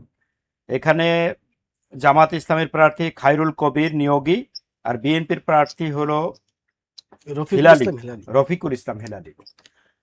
এখানে আমাদের যে নেত্রকোনার যে 5টি আসন, এই 5টি আসনের মধ্যে সবচেয়ে প্রতিদ্বন্দ্বিতাপূর্ণ আসন যদি ধরেন তাহলে নেত্রকোনা 3। এখানে জেলা বিএনপির সাধারণ সম্পাদক রফিকুল ইসলাম হিলালি মনোনীত হয়েছেন ধানের শীষের। এখানকার সাবেক উপজেলা চেয়ারম্যান দুলাল চেয়ারম্যান যাকে বলে, ওনার নাম হচ্ছে দেলোয়ার হোসেন ভুইয়া, স্বতন্ত্র প্রার্থী। উনি সাবেক উপজেলা চেয়ারম্যান। তো হিলালি সাহেবও অনেকদিন লড়াই সংগ্রামের মধ্যে ছিলেন, আন্দোলন করেছেন, মানুষের পাশে থেকেছেন। আর আপনি যদি বলেন একেবারে গ্রামের সাধারণ মানুষের সাথে থাকা, তাদের সাথে মিশে আন্দোলন করা, হ্যাঁ, তাদের সাথে জীবনযাপন করা, সেটা ওই দুলাল চেয়ারম্যানও ছিলেন। তো সেই ক্ষেত্রে খুবই দারুণভাবে ওইখানে মানে প্রতিদ্বন্দ্বিতা জমে উঠেছে। আপনি যদি ধরেন 50 জনকে জিজ্ঞেস করবেন, 25 জন বলবে হিলালি সাহেবের কথা, 25 জন বলবে দুলাল সাহেবের কথা, মানে দেলোয়ার হোসেন ভূঁইয়া। মানে এটা তার মানে খুবই বিএনপি প্রার্থীর সাথে তাদের বিদ্রোহী প্রার্থী বিদ্রোহী প্রার্থী, এবং মানে এটা মানে অনেকেই বলতেছে যে বিদ্রোহী প্রার্থীও এগিয়ে আছে। জয়লাভ করতে পারে, পারে। সেরকম একটা সম্ভাবনা আছে। আচ্ছা, আমরা যদি 4-এ যাই, নেত্রকোনা 4-এ, মাবুল কিবরিয়া, নেত্রকোনা 4-এ আমরা দেখছি 5 জন প্রার্থী আছেন। জামায়াতুল ইসলামের আল হেলাল এবং বিএনপির প্রার্থী হচ্ছেন আলোচিত ব্যক্তিত্ব লুৎফুজ্জামান বাবর, সাবেক স্বরাষ্ট্র প্রতিমন্ত্রী। উনি নাকি এলাকায় খুব জনপ্রিয়। আসলে পরিস্থিতি কি, এখানে কেমন প্রতিদ্বন্দ্বিতা হওয়ার কোনো সম্ভাবনা কি আছে?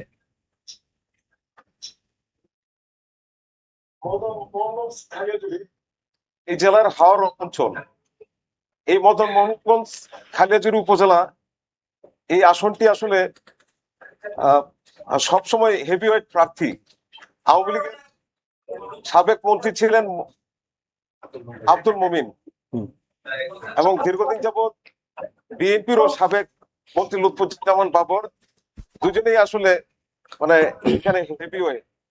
1991 সাল থেকে 2008 সালে জয় পাওয়ার আসনটি জেলার ভিআইপি আসন হিসাবে এটা আসলে পরিচিত। এই আসনে বিএনপি এবং আওয়ামী লীগ 2 বার করে জয় পেয়েছে। এই আসনে এবারও বিএনপির দলীয় প্রার্থী হয়েছেন সাবেক স্বরাষ্ট্র প্রতিমন্ত্রী লুৎফুজ্জামান বাবর। তিনি আসলে 10 ট্রাক অস্ত্র মামলা, প্রায় 16 বছর কারাগারে ছিলেন। এখন তিনি মুক্তি পেয়ে তিনি নির্বাচনী প্রচারণা চালাচ্ছেন। এই আসনে বাবর অত্যন্ত শক্তিশালী প্রার্থী। এই আসনে জামাত ইসলামী মাঠে কাজ করছে ময়মনসিংহ মহানগর জামাতের সাংগঠনিক সম্পাদক আল হেলাল তালুকদার। সিপিপি রয়েছেন মানে জলি তালুকদার, এবং কমিউনিস্ট পার্টির প্রার্থী হয়েছেন আর এক নারী প্রার্থী চম্পারানী সরকার। আসলে এই আসনে সবচেয়ে জনপ্রিয় মানে এখন প্রার্থী আপনার লুৎফুজ্জামান বাবর। লুৎফুজ্জামান বাবর দীর্ঘদিন কারাগার নির্যাতনের শিকার হয়েছেন, এবং এলাকার বিগত দিনে যে উনি যে মানে মানুষকে চাকরি দেওয়া, এলাকার লোকজনদেরকে আপনার মানে যার যেটুকু মানে যেখানে মানে সেবা দেওয়া দরকার, রাস্তাঘাট, ব্রিজ, কালভার্ট, এগুলি আসলে উন্নয়ন করা, লুৎফুজ্জামান বাবর দীর্ঘদিন যাবৎ নিরলস ভাবে কাজ করে গেছেন। তো আসলে ওনার জয় পাওয়ার মানে সম্ভাবনা মানে সাধারণ ভোটাররা মানে বলছে। পাশাপাশি আবার প্রার্থী জামাত ইসলামের আল হেলাল তালুকদার, সেও প্রচার প্রপাগান্ডায় মানে কোন অংশে আপনার মানে পিছিয়ে নেই। নাবিল ভাই, এইটি আসলে আমার আসন, হ্যাঁ, আমি ওই আসনের বাসিন্দা, ভোটার। ওই আসনের মামুন খান ওই আসনেরই একজন ভোটার। তো আমি যদি ধরেন আপনি শুধু না মানে ওই নেত্রকোনার বিবেচনা না, সারা বাংলাদেশের বিবেচনাও যদি সবচেয়ে জনপ্রিয় প্রার্থীর কথা বলেন, তাহলে হচ্ছে লুৎফুজ্জামান বাবর, মানে সবচেয়ে জনপ্রিয়দের একজন। হ্যাঁ, মানে আপনি দল মত মানে ধর্ম বর্ণ নির্বিশেষে লুৎফুজ্জামান বাবরকে মানুষ পছন্দ করে। কারণ আছে। উনি যে হেলিম ভাই বলতেছিলেন যে উনি যখন মন্ত্রী ছিলেন, স্বরাষ্ট্র প্রতিমন্ত্রী ছিলেন, ওনার কাছে যেই মানে যে কোনো সহযোগিতার জন্য এসেছেন, উনি কে কি দল করে সেটা ভাবেন নাই। উনি দেখছেন তার এলাকার মানুষ, তো সেইভাবে তিনি তার জায়গা থেকে মানে তাদেরকে সহযোগিতা করেছেন, উন্নয়ন করেছেন তার জায়গা থেকে সর্বোচ্চ শক্তি দিয়ে, সর্বোচ্চ প্রচেষ্টা দিয়ে। এখনো যে উনি দাঁড়ে যাচ্ছেন, মানে কেউ তাকে দলীয় প্রার্থী মনে হচ্ছে না, মনে হচ্ছে আমার এলাকার লোক, আমার ঘরের সন্তান। হ্যাঁ, এবং উনি যখন দীর্ঘদিন জেলে ছিলেন, এই এলাকার বিশেষ করে মদন মোহনগঞ্জ খালিয়াজুরির মানুষ, আমি এরকম শুনেছি যে তার জন্য রোজা রেখেছেন, তার মুক্তির জন্য, তার জন্য নামাজ পড়েছেন মানুষ, বিশেষ করে বয়স্ক মহিলা। উনি এতটা জনপ্রিয় ওই এলাকায়। মানে লুৎফুজ্জামান বাবরের যে প্রতিদ্বন্দ্বীরাও তো তারা হচ্ছে চেষ্টা করছেন তাদের মতের লোকদেরকে ভোটে ভিড়াতে, কিন্তু মনে হয় যে সেটা খুবই কিঞ্চিত লুৎফুজ্জামান বাবরের যে মানে জনপ্রিয় প্রভাব তেমন প্রভাব পড়বে না। যেমন। আর এই আসনে আমি আরেকটু যোগ করি যে এটা আরেকটা বৈশিষ্ট্য হচ্ছে এখানে নেত্রকোনা জেলার একমাত্র আসন যেখানে দুইজন মহিলা প্রার্থী আচ্ছা, নির্বাচন করছেন, একজন কমিউনিস্ট পার্টির জলিয়া তালুকদার, একজন বিপ্লবী ওয়ার্কার্স পার্টির চম্পারানী। তো ওনারাও ওনাদের মতো করে করবেন, আচ্ছা, আচ্ছা। কিন্তু মানে এটা বাবরের আসন, এটাই একমাত্র মানে পরিচয় যে এটি একটি বাবরের আসন। আমি কি একটু যুক্ত করতে হ্যাঁ, চাই জি, এর জি, সাথে, please. যদি এই নেত্রকোনার যদি রাজনীতি। বলা হয় যে নেত্রকোনার জন্য যে শুধু যে বাবর ভাই যে কাজ করেছেন এরকম না, একটু যদি আপনাকে পিছনে নেই, যদি কোনো কারণে যদি নেত্রকোনা বা উনি যখন প্রার্থী হলেন সেই সময়টায় ওনার ওয়াইফও প্রার্থী প্রার্থী হয়েছিলেন, হয়েছেন। আপনারা দেখবেন যে বলবে যে হাজবেন্ড ওয়াইফ দাঁড়িয়েছেন, একজন বসে গেলেন, এই কেন প্রার্থী হলেন? যদি কোনো কারণে ওনারটা বাতিল হতো, ওনার ওয়াইফ প্রার্থী হতেন। প্রার্থী হতেন এবং উনিও পাশ করতেন। মানে এই যে উনি বুঝতেন না যে জনপ্রিয়তা, আসলে আপনি যে একটা মানুষের এলাকার জন্য কাজ করলেন, এই করলেন, সেটা না। উনি যেই কাজটা সবচেয়ে গুরুত্ব দিচ্ছেন, যেটা ওনাদের মুখ থেকে আমি শুনিনি, এই জন্য আমি একটু যোগ করার জন্য বললাম, সেটা হলো কর্মসংস্থান। একটা মানুষের কর্মসংস্থান হলো সবচেয়ে গুরুত্বপূর্ণ। উনি উনি হাজার হাজার পরিবারকে কর্মসংস্থান তৈরি করে দিচ্ছেন, যেটা হলো গিয়ে মানুষ, এই যখন মানুষ পেটে কিছু পায় তখন কিন্তু আপনার জন্য একেবারে মানে কি মন থেকে কাজটা করে। এই একটা মানে মাইল ফলক তৈরি করেছেন, যে কারণে উনি ময়মনসিংহ, পুরো ময়মনসিংহ অঞ্চলের জন্য খুব জনপ্রিয় মানুষ। কেন্দ্রীয় ভাবে তো আছেনই, কিন্তু ময়মনসিংহ অঞ্চলের জন্য প্রাণ পুরুষ। আমি নাবিল ভাই ছোট্ট একটা লাইন যোগ করবো। আমি যেহেতু আমার উপজেলা মদন, হ্যাঁ, আমাদের ওই অঞ্চল, আমরা ভাটি অঞ্চল, আমাদের মদন উপজেলার পরিচয় দিতে মানুষ এক সময় কুণ্ঠাবোধ করতো, হ্যাঁ, এতটাই ছিল। বাবর যখন মন্ত্রী হলেন, হ্যাঁ, তখন শুধু মদন না, তার আশপাশের উপজেলাগুলো নিজের উপজেলার নাম নিয়ে বলতেন যে আমি মদনের মানুষ। মানে মদনের মানে অবস্থানকে উনি এতটা উচ্চতায় নিয়ে গিয়েছিলেন। ধন্যবাদ।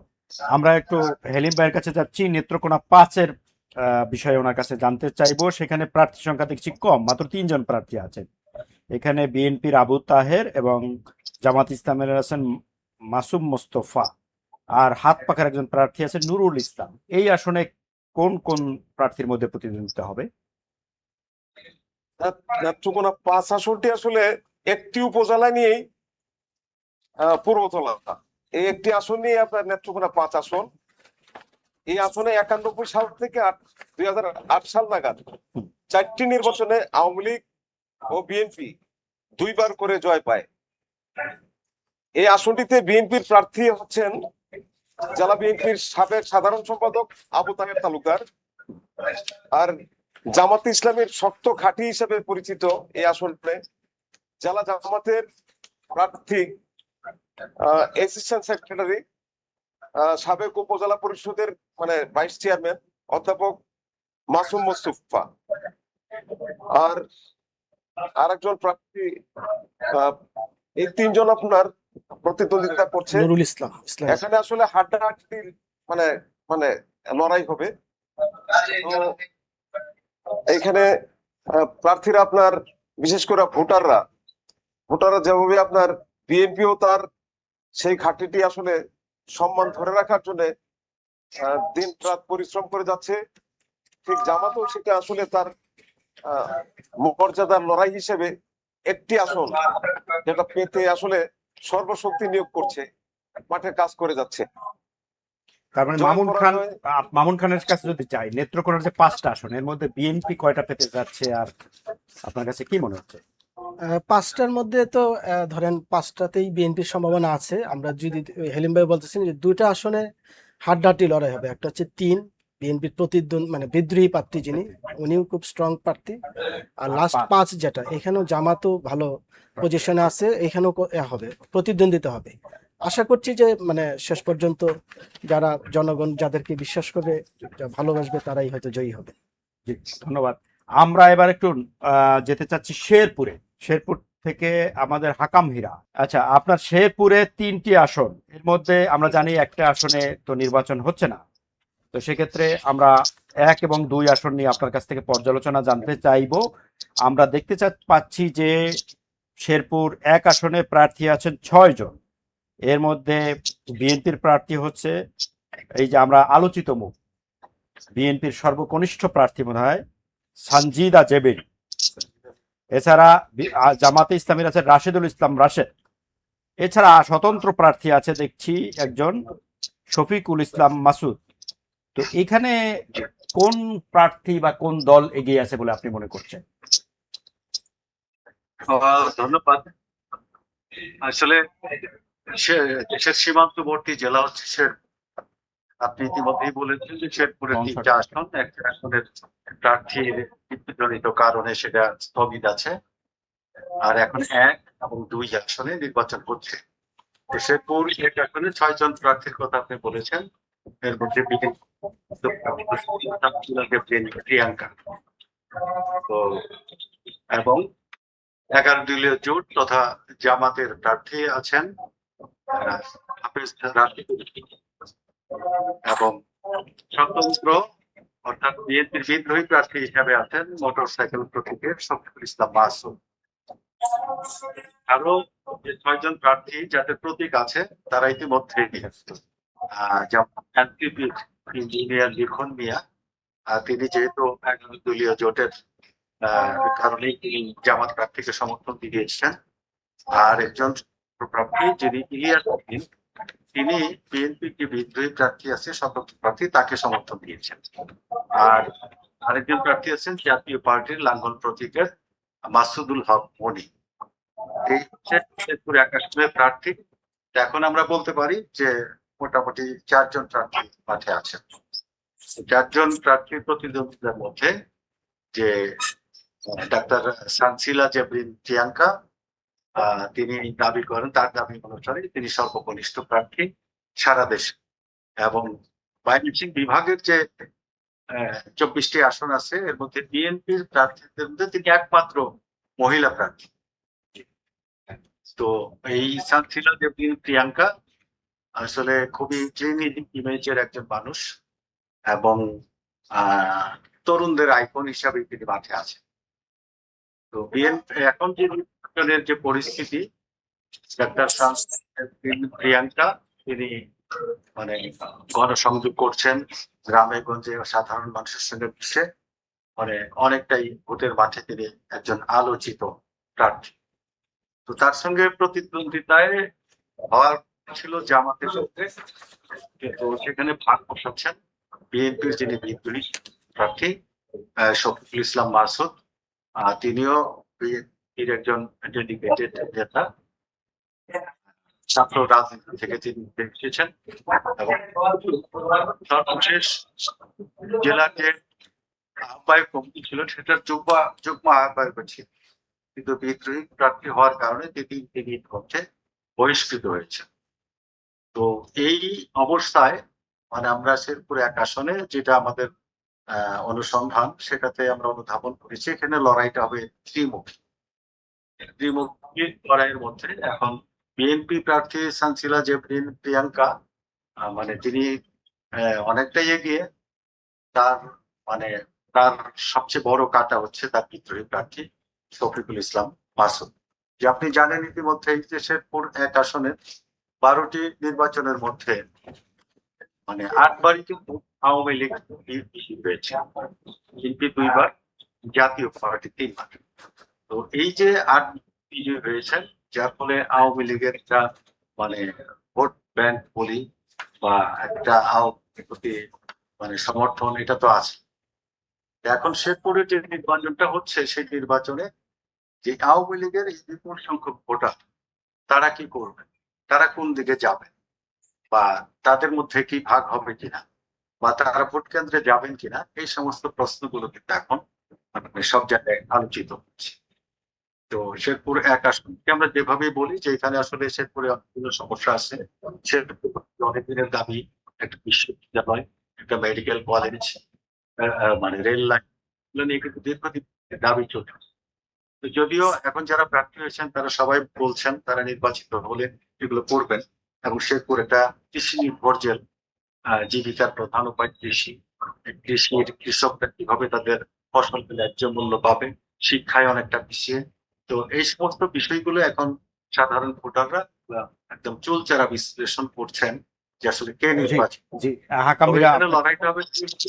যে আপনার কথা বুঝতে পেরেছি। আমরা যদি শেরপুর 2 আসনে যাই, সেখানে আমরা দেখছি যে 4 জন প্রার্থী আছেন। এখানে বিএনপির প্রার্থী মোহাম্মদ ফাহিম চৌধুরী এবং জামাতে ইসলামীর আছে গোলাম কিবরিয়া। এবং ইসলামী আন্দোলন হাত পাখা আছে, ইগলের একজন প্রার্থী আছে, এবি পার্টি। তো এবি পার্টি সম্ভবত জামাতের প্রার্থী। তো সেক্ষেত্রে এইখানকার চালচিত্রটা কেমন? শেরপুর 2 আসনের লড়াইটাও মানে অনেকটা ওরকম, যে শেরপুরের একটা গুরুত্বপূর্ণ উপজেলা নালিতাবাড়ি এবং টংলা। আপনি জানেন একদিকে পাহাড়, মাঝখানে সমতল ভূমি, মানে এই দিয়ে কিন্তু ধান হচ্ছে এই 2 উপজেলার প্রাণ। তো এইখানে প্রার্থী হয়েছেন, আপনি বললেন ইন্ডিয়ার ফাহিম চৌধুরী। তিনি আসলে নির্বাচনের শুরু থেকে একটা অনেকটা নাটকীয়তার মধ্যে পড়ে গিয়েছেন। তো তিনি দ্বৈত নাগরিকতার কারণে তার কিন্তু মনোনয়ন শেষ পর্যন্ত হাইকোর্টের আপিল থেকে রায় হওয়ার পরে তিনি মাঠে নেমেছেন। তো নির্বাচনী প্রচারণার ক্ষেত্রে এই দিক থেকে তিনি কিন্তু অনেকটা পিছিয়ে পড়েছে। আর প্রতিপক্ষ জামাত ইসলাম গোলাম কিবরিয়া থেকে তিনি মানে অনেক আগে থেকে, নির্বাচনের তফসিল ঘোষণার আগে থেকে তিনি কিন্তু মাঠে ময়দানে কাজ করে যাচ্ছে। তো প্রচারণার দিক থেকে জামাত অনেকটা এগিয়ে আছে। আচ্ছা, আমরা একটু অমিত রায়ের কাছে যেতে চাচ্ছি। অমিত রায়কে শুনতে পাচ্ছেন? আচ্ছা, আপনি হাকাম মীরাবাইয়ের কাছ থেকে একটা বিশ্লেষণ শুনলেন যে শেরপুরের দুটো আসন নিয়ে আপনার এখানে মত দ্বিমত যদি থাকে একটু সংক্ষেপে ছোট করে বলুন। না, হীরাভাই শেরপুরের যে আসনগুলোর কথা বলেছে, আসলে ঠিকই আছে। দুটি আসনেই বিএনপির অবস্থা ভালো, আমরাও এখান থেকে যেটি আজ করতে পারছি। আর একটি আসন তো নির্বাচন করছেই না, এবং সর্বকনিষ্ঠ যে প্রার্থী রয়েছে শেরপুর 1 সদর যে আসনটি, ডাক্তার প্রিয়াঙ্কা, উনি অত্যন্ত জনপ্রিয় এবং ওনার আচার আচরণ, কথাবার্তা, এবং ওনার ফাদারও রাজনীতির সাথে দীর্ঘদিন যাবৎ জড়িত। সে রাজনীতি পরিবারের সন্তান হিসাবে যে ইয়াং যে ভোটার গুলো আছে, এবং আপনি জানেন যে শেরপুর সদর এটিও আসলে হিন্দু অধ্যুষিত এলাকা, কিন্তু দলমত নির্বিশেষে আমাদেরও মনে হয় যে এই আসনে বিএনপি বিপুল ভোটে বিজয়ী হবে। এবং এই অঞ্চলে আরেকটি গুরুত্বপূর্ণ আসন শেরপুর 2, যেটি নকলা নালিতাবাড়ি নিয়ে গঠিত। এখানকার আওয়ামী লীগের মন্ত্রী ছিলেন বেগম মতিয়াজুদ্দিন অগ্নিকন্যা, যাকে বলা হয়। এই আসনটিতে যিনি দাঁড়িয়েছেন, আসলে এই জায়গায় বিএনপির প্রার্থীর সম্ভাবনা যেটি বেশি, যেটি আমাদের প্রতিনিধি হাকাম মীরাবাই বিশ্লেষণ করেছে। আমার মনে হয় আলোচনাটা এবং সবশেষে যে নির্বাচনের যে ফলাফল যেটি, এটি আমার মনে হয় বেশিভাবেই যাবে। জি, আমরা এবার একটু জামালপুরে যেতে চাচ্ছি, সাখাওয়াত হোসেনের কাছে যেতে চাচ্ছি। যে জামালপুর 1, এইখানে আমরা দেখছি একজন হেভিয়েট প্রার্থী আছেন রশিদুজ্জামান মিল্লাত, যিনি বিএনপির কেন্দ্রীয় কোষাধ্যক্ষ দায়িত্ব পালন করছেন এবং এর আগেও এমপি ছিলেন। তো এই আসনের চালচিত্র কি, আপনার কাছে কি তথ্য আছে? আমি একটু বলি যে এই যে ময়মনসিংহে ঘিরে যে জেলাগুলোর নাম বললেন, আপনার নেত্রকোনার কথা বললাম, শেরপুর নিয়ে কথা বললাম, হাকাম মীরাবাই যুক্ত ছিলেন, ওনার কাছে চমৎকার বিশ্লেষণ পাচ্ছিলাম। উনি খুব জনপ্রিয় সাংবাদিক শেরপুরে। আমরা এখন জামালপুরে আছি। জামালপুরে খুবই মানে আপনাকে একটু বলি, 5টা আসনে 34 জন নির্বাচন করছেন এই জায়গা থেকে। এতে 34 জনের মধ্যে 5টি আসনে খুব গুরুত্বপূর্ণ। ওই যে কথাটা বলা হয়, নদী দূষিত ব্রহ্মপুত্র ঘিরে এই এলাকায়, এই এলাকার মানুষের মধ্যে এক ধরনের প্রাণ আছে। এই যে জায়গাটা থেকে আপনি বলছিলেন জামালপুর 1, রাশিদুজ্জামান মিল্লাত ভাই, উনার কথা যদি বলা হয় যে উনি হলো গিয়ে ওই আসনের সবচেয়ে জনপ্রিয়, না শুধু জামালপুরের সবচেয়ে জনপ্রিয় যে একজন ব্যক্তির কথা বলা হয়, যে যিনি নির্দ্বিধায় পাশ করে আসতে পারে, তিনি হলো গিয়ে রাশিদুজ্জামান মিল্লাত। উনি বিএনপি মনোনীত প্রার্থী, সেই সাথে জামাতের সাথে প্রতিদ্বন্দ্বিতা হবে। কিন্তু সেই প্রতিদ্বন্দ্বিতায় টিকে থাকাটা তার জন্য কতটুকু শক্ত অবস্থানে নেই বলে আমরা জানি, মাঠের যদি চিত্র কথা যদি। তবে আমরা যদি একটু জানতে চাই, যদি জামালপুরের আমাদের যে জুলফিকার জাহিদ ভাই, আপনি কি শুনতে পাচ্ছেন? জামালপুর 1 আসনের কি চালচিত্র, কে কোন প্রার্থী বা কোন দলে গিয়ে আছে? আমাদের 3 জন প্রার্থী বিএনপির, আপনার জাতীয় কার্যনির্বাহী কমিটির আপনার কোষাধ্যক্ষ রশিদুজ্জামান মিল্লাত, এমনকি নাজমুল হক সাইদি এবং আব্দুর রব তালুকদার। এখন রশিদুজ্জামান মিল্লাত আগে থেকে সে জনপ্রিয় ছিল, কিন্তু হঠাৎ করে আপনার জামাতের নাজমুল হক সাইদি ধীরে ধীরে তার মাত্রা একটু এতে তার সাথে একটা কম্পিটিশনে থাকবে। শেষ মুহূর্তে মনে হয় যখন মিলাত আসবে, তখন তাকে খুব কষ্ট করতে হবে এবং মাস্টারে তাকে কাজ করতে হবে। কারণ তার প্রতিদ্বন্দ্বী আরেকজন প্রার্থী ছিল ইসলামী আন্দোলন বাংলাদেশের, যে 5 বারের উপজেলা চেয়ারম্যান ছিল আব্দুর রব তালুকদার। উনিও বেশ কিছু ভোট ওই পশ্চিমবঙ্গ এলাকা থেকে কাটবে। তো তারপর সেই সভাপতি হয়তো প্লেয়ার আসবে, খুব আশা কম্পিটিশনটা আপনার নাজমুল হক সাইদি জামাত ইসলামের সাথেই হবে। তো শেষ মুহূর্তে মিলন মিল্লাত বের আসার সম্ভাবনা আছে, আশা করা যায়, যদি উনি এখন ওইভাবে শ্রম দেয়। কি আপনি বলছেন যে ত্রিমুখী প্রতিদ্বন্দ্বিতার একটা আভাস আছে। অবস্থা আচ্ছা, আমরা যদি জামালপুর 2-এ যাই, ত্রিমুখীর মধ্যে ওই জামালপুর দিয়ে সুলতান মাহমুদ বাবু বিএনপি, উনি আশা করেন ওনার সাথে আপনার ইসলামী বাংলাদেশ জামাত ইসলামের সাথে কম্পিটিশন হবে। তো লাস্টে সুলতান মাহমুদ বাবু বের হয়ে আসবে, অর্থাৎ জামালপুরে 5টি আসন থেকে বের হয়ে আসবে। এখানেও একটা কম্পিটিশন হবে জামাতের সাথে, আমার একটু জামাতের সাথে অবজারভেশন একটা আছে এই কম্পিটিশন জায়গায়। হবে। আমি কি একটু যুক্ত করে দিই আপনাকে? জি। এই জায়গায় বাবু ভাইয়ের কথা বলছেন, জি। আর হলো জামালপুর যে 2, এটা হলো সামিউল হক। সামিউল হক এটা হলো গিয়ে ইসলামপুর, জামালপুরের খুব হ্যাঁ। গুরুত্বপূর্ণ একটা উপজেলা, ইসলামপুর গিরে সবচেয়ে বড় উপজেলা, একটা উপজেলা নিয়ে একটা আসন। এই জায়গায় কিন্তু জামাতের একটা শক্ত অবস্থান আছে। উনি যেটা বলছিলেন যে এই জায়গাটাতে সহজে বের হয়ে আসবে বাবু ভাই, মানে এখানে সহজে বের হয়ে আসার খুব, মানে জামালপুর এই অঞ্চলটায় যদি একটা জায়গায় মানে একটা জায়গায় যদি শক্ত প্রতিদ্বন্দ্বিতা হয়, যেমন শেরপুরে একটা জায়গায় শক্ত অবস্থান আছে জামাত ইসলামের, এইরকম এই জায়গাটায় ইসলামপুরটা হলো গিয়ে এই জামাতের সাথে শক্ত অবস্থান হবে, তীব্র প্রতিদ্বন্দ্বিতা হওয়ার সম্ভাবনাই বেশি এই ইসলামপুর অঞ্চলে, জামালপুর 2 যেটা বলছিলেন। আচ্ছা, যমুনা নদীর পাশে। হ্যাঁ, যমুনা নদীর পাশে। আচ্ছা আচ্ছা, এটা যমুনা নদীর পাশে। জি জি, আমরা জামালপুর 3-এর সম্পর্কে শুনতে চাচ্ছি। জুলফিকার জাহিদ ভাই, জামালপুর 3 আমরা দেখছি যে এখানে প্রার্থী সংখ্যা 9 জন, 6 জন প্রার্থী। 8 জন। হ্যাঁ, এখানে আচ্ছা, এই প্রার্থীদের কার কি অবস্থা? স্বতন্ত্র প্রার্থী আছে দেখছি পরিমাণ 3 জন। বেশি। তো আমাদের এখানে মুস্তাফিজুর রহমান বাবুলের অবস্থা কয়েকজনের সাথে তার কম্পিটিশন হবে। যেমন এখানে আপনার দৌলতুজ্জামান আনসারী, যে ইসলামী আন্দোলন বাংলাদেশ থেকে সে আগে বিএনপি করত, সে কিছু ভোট কাটবে, এখানে তার কিছু ভোট কাটা যাবে। আর আপনার জাতীয় পার্টি এবং আপনার ইসলামী আন্দোলন, আচ্ছা, এই আসনটা নিয়ে আপনি একটু এই বলুন। আসনটাতে আপনি বলছিলেন যে বিএনপি এবং বিএনপির যে বিদ্রোহী প্রার্থী আছেন এই জায়গাটা থেকে, এই এবং জামাতের শক্ত অবস্থান আছেন, কিন্তু বাস্তবতা হলো এই জায়গাটা থেকে আপনার বিএনপি এবং বিএনপির বিদ্রোহীর সাথে, আমরা বলছিলাম যে ময়মনসিংহ অঞ্চলে, ময়মনসিংহ অঞ্চলটাতেই বিদ্রোহী প্রার্থীর সংখ্যা একটু বেশি। আমি জানি না অন্য অঞ্চলের কি চিত্র, এই অঞ্চলে বিদ্রোহী প্রার্থীর বেশি, এবং এই জায়গা থেকে জামালপুর 3-এ বিদ্রোহী প্রার্থীর সাথে জামালপুর যে বিএনপি মনোনীত ধানের শীষের যে প্রার্থী, তার সাথে শক্ত প্রতিদ্বন্দ্বিতা হবে। আমরা যে মাঠের চিত্র যেটা দেখতে কোন জানতে কোন বিদ্রোহী আপনি বলতে চাচ্ছেন? দৌলতুজ্জামান আনসারী নাকি সাদিকুর রহমান? এটা দৌলতুর রহমান। আমি দৌলত আবার যদি আনসারী, উনি আচ্ছা, উনি হচ্ছেন হাত পাখার প্রার্থী, উনি ইসলামী না, আন্দোলন। আমি যদি একটু বলি যে বিএনপি স্বতন্ত্র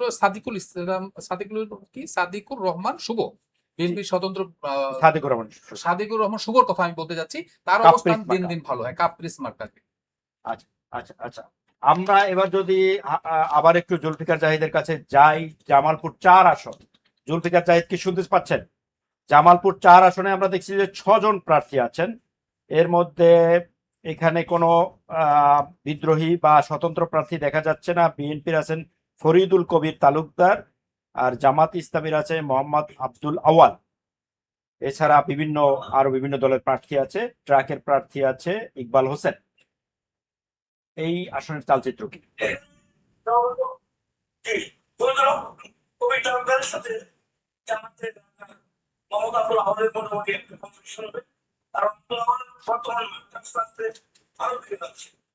এখন তালুকদারকে চেষ্টা করতে হবে সে মাঠটাকে ধরে রাখার জন্য। তো অবশেষে শেষ মুহূর্ত কবির তালুকদার হিসেবে বেরিয়ে আসবে, এত কোনো সন্দেহ নেই। এই হচ্ছে জামালপুর 4-এর অবস্থা। আচ্ছা, আপনি বোধহয় একটু যুক্ত করতে চাচ্ছেন। আমি একটু যুক্ত করতে চাই যে এই যে এটা কি সরিষাবাড়ি এই অঞ্চল, আমি যদি ভুল না করে থেকে একটা উপজেলা নিয়ে এই আসনটি, এই জায়গাটা থেকে আপনার খুব তালুকদার ফ্যামিলি আমাদের কিন্তু ঐতিহ্যবাহী। যদি আপনি বলেন যে প্রতিটা অঞ্চলেই আমরা বলছি না যে আমাদের কিন্তু ধারাবাহিক নির্বাচন, ধারাবাহিকভাবে মানুষ ভোট দেয়, ধারাবাহিকভাবে পছন্দ করে, অমুকের ছেলে মানে অমুকের বংশ বংশ পরম্পরা। পরম্পরাটাকে মানুষ পছন্দ করে এবং তাদের কন্ট্রিবিউশনটা দেখে। আপনি যদি তালুকদার ফ্যামিলির দিকে তাকান, ওই অঞ্চলে যদি তাকান, তাহলে দেখবেন যে তাদের প্রচুর বিশাল অবদান। জামালপুরে যেমন মিল্লাতবাড়ির কথা বলি, কিন্তু মিল্লাতবার পাশাপাশি এই তালুকদার ফ্যামিলিরও বিশাল অবদান মানে আছে। এটাকে সালাম তালুকদারের সালাম তালুকদারের পরিবার বিএনপির যে প্রয়াত হ্যাঁ, মহাসচিব। প্রয়াত হয়। হ্যাঁ, তাই সেই পরিবারের সন্তান, যার কারণে এইটা এখানে আমার কাছে মনে হয় যে আমি যে মাঠের চিত্র পাই বা যেটুকু জানি সেটুকু হলে সহজভাবে এই তালুকদার ফ্যামিলির বেরিয়ে আসবেন। এই পরিবারে আরো একজন মন্ত্রী ছিলেন, আনোয়ারুল আলম তালুকদার। আনোয়ার আলম তালুকদার। জি জি, আমরা একটু অমিত রায়ের কাছে যেতে চাচ্ছি। অমিত রায় কি আছেন? ভাই শুনতে পাচ্ছি। আচ্ছা, আমরা যদি জামালপুর 5 সম্পর্কে আপনার কাছ থেকে একটু জানতে চাই। জামালপুর 5-এ এখানে প্রার্থী সংখ্যা আমরা দেখতে পাচ্ছি 10 জন, অনেক প্রার্থী। এখানে নানা দলের প্রার্থী আছে, এর মধ্যে বিএনপির হলো ওয়ারেস আলী মামুন, আর জামাতে ইসলামের প্রার্থী মোহাম্মদ আব্দুস সাত্তার। এই আসনের চালচিত্র কি, আপনার কাছে কি তথ্য আছে? ধন্যবাদ নাবিল ভাই। আসলে আমি জামালপুর 1, 2, 3, 4, 5 অর্থাৎ আমি জামালপুর আমার স্কুল লাইফ কেটেছে, কলেজ লাইফ কেটেছে। আমি কিছুটা আমার ধারণা রয়েছে। জি জি, আপনি সার্বিক আমি বলতে যদি শেষ দিয়ে শুরু করি, অর্থাৎ জামালপুর 5 এই আসনে ওয়ারেস আলী মামুন ভাই, উনি জেলা বিএনপির বড় পদে রয়েছেন এবং এই বিগত সরকারের আমলে কিন্তু মাঠে কিন্তু ছিলেন এবং ওনার ব্যাপক একটি গ্রহণযোগ্যতা রয়েছে এবং উনি কেন্দ্রীয় বিএনপির সহ সাংগঠনিক সম্পাদক সম্ভবত, এবং উনি একটি শক্তিশালী বিএনপির ভিত বলা যায়। হ্যাঁ, ময়মনসিংহ বিভাগের সাংগঠনিক সম্পাদক। তা আমরা যতটুকু জেনেছি যে ওনার সাথে জামাত ইসলাম যিনি প্রার্থী হয়েছেন আব্দুস সাত্তার সাহেব, ওনার সাথে প্রতিদ্বন্দ্বিতা হবে। তবে মামুনের জনপ্রিয়তা অনেক বেশি, যেটি আমরা লক্ষ্য করছি এবং আমার সাংবাদিক বন্ধুরা যেভাবে রিপোর্টগুলো করছে মাঠের বিশ্লেষণ, ভোটের বিশ্লেষণে, মামুন ভাই আমার ধারণা এগিয়ে। পাশাপাশি আমাদের জাহিদ ভাই যেসব এলাকা নিয়ে কথা বলছিলেন যে চার আসনে, যেমন তালুকদার পরিবার ও আগে থেকে তাদের একটি ঐতিহ্য রয়েছে। আমাদের শাখাওয়াত বলেছে যে ঐতিহ্যবাহী পরিবার এটি, এখান থেকেই জয়ের সম্ভাবনা রয়েছে। এবং জামালপুর 3 যে আসনটি রয়েছে, এখানে ত্যাগী নেতা মুস্তাফিজুর রহমান বাবুল সাহেব এবং এখানে বিদ্রোহী প্রার্থী থাকলেও আমি মনে করি বিএনপির যে ধানের শীষের যে প্রার্থী রয়েছে তার জন্য বিজয়টা অনেকাংশই সহজ হবে। এরপরে জামালপুর 2 যে আসনটি রয়েছে, ইসলামপুর আসনটি, এখানে বাবু ভাই রয়েছেন এবং জামাতের একজন প্রার্থী রয়েছেন। এখানে লড়াই হবে, কিন্তু আসলে দিন শেষে দেখা যাবে ভোটের পাল্লা হয়তো ধানের শীষের দিকে যাবে। জামালপুর যে গুরুত্বপূর্ণ, জামালপুর জেলার যে গুরুত্বপূর্ণ যে আসনটি, এক অর্থাৎ দেওয়ানগঞ্জ এবং বকশীগঞ্জ নিয়ে যে আসন দুটি, সেটি কেন্দ্রীয় নেতা রশিদুজ্জামান মিল্লাত ভাই, উনিও এক সময় এই আসনে এমপি ছিলেন এবং সরকারের একটি উচ্চ ক্ষমতা সম্পন্ন একটি ব্যক্তিত্ব এবং বিএনপির যে কোনো দুর্যোগে তার কিন্তু একটি এলাকায় তার আধিপত্য রয়েছে। উনি খুব মিশুক মানুষ এবং খুবই জনপ্রিয় মানুষ বলা যায়। তো আমরা স্পষ্টতই 5টি আসনই বলতে পারি যে এখানে জামালপুর আসলে আমি আগেও বলেছি, বারবার বলি যে আসলে এই আসনগুলো ময়মনসিংহ আসনগুলো মূলত আসলে আওয়ামী অধ্যুষিত এলাকা। এখানকার আওয়ামী একটা নিজস্ব ভোট ব্যাংক রয়েছে, এরপরে সংখ্যালঘু ভোটার রয়েছে, এখন নতুন যুক্ত হয়েছে 2008 সালের পরে যাদেরকে আমরা নতুন ভোটার বলি, নতুন প্রজন্ম বলি। সব মিলিয়ে আসলে মূলত এই আসনগুলোতে প্রতিদ্বন্দ্বিতা স্বতন্ত্র প্রার্থীর সাথে খুব একটা হওয়ার সম্ভাবনা কম। 1-2টা আসনে হয়তো স্বতন্ত্র প্রার্থীর সাথে হবে, কিন্তু বাকি আসনে ওই জামাত ইসলামের সাথে প্রতিদ্বন্দ্বিতা হবে। কিন্তু আমাদের যেটি ধারণা যে ধানের শীষ এই জামালপুর 5টি আসনে হয়তো ভালো একটি অবস্থান। আপনি কি একমত?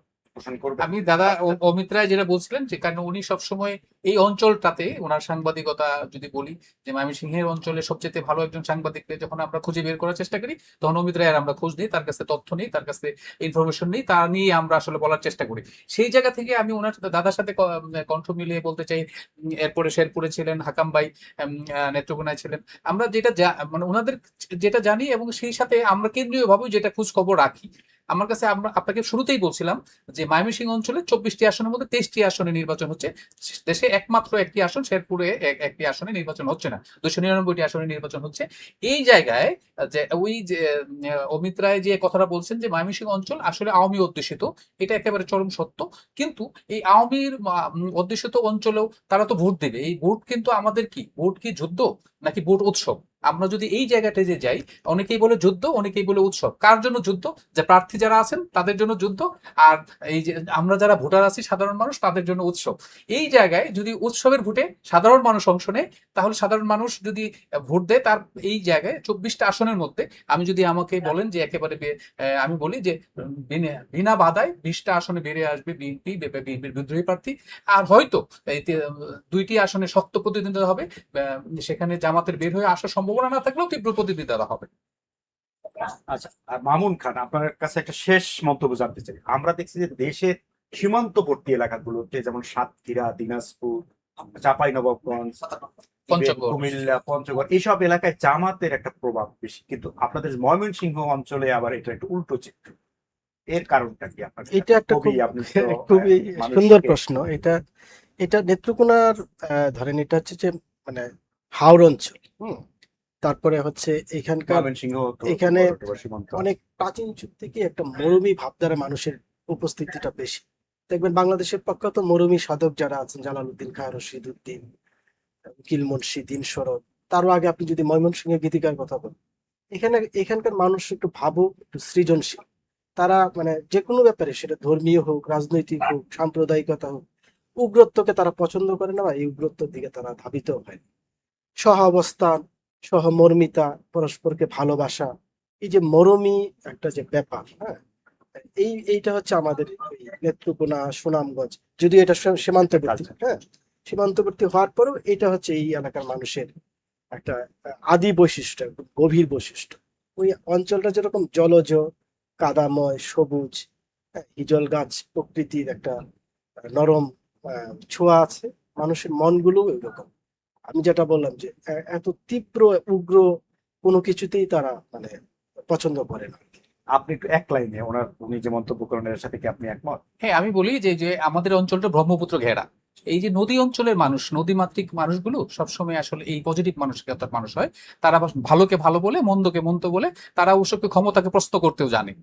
এই জায়গা থেকে আমি মনে করি যে হ্যাঁ, এই মানুষগুলো ভালো, তবে যখন মানুষ খুব বাজে অবস্থান তৈরি হয়, তখন কিন্তু তারা শক্ত অবস্থানে দাঁড়িয়ে যায়। মুক্তিযুদ্ধে তার ইতিহাস আমরা দেখেছি। ধন্যবাদ সাখাওয়াত হোসেন, ধন্যবাদ মামুন খান, এবং ধন্যবাদ জানাচ্ছি আমাদের প্রিয় 4 সহকর্মী অমিত রায়, মাহবুল কিবরিয়া, একেএম হাকাম হীরা এবং জুলফিকার জাহিদ। আপনাদের মূল্যবান তথ্য মানুষকে সমৃদ্ধ করবে। মানুষ এটা থেকে আশা করছি একটা ধারণা পাবে ময়মনসিংহ অঞ্চলের ভোটের চালচিত্র। সুপ্রিয় দর্শক, আপনাদেরকেও ধন্যবাদ জানিয়ে আজকের মতো আলোচনা এখানেই শেষ করছি। শীঘ্রই আবার অন্য কোনো বিভাগের পর্যালোচনা নিয়ে আপনাদের মুখোমুখি হব। সে পর্যন্ত সবাই ভালো থাকবেন এবং বাংলা ভিশনের সঙ্গেই থাকবেন আশা করছি।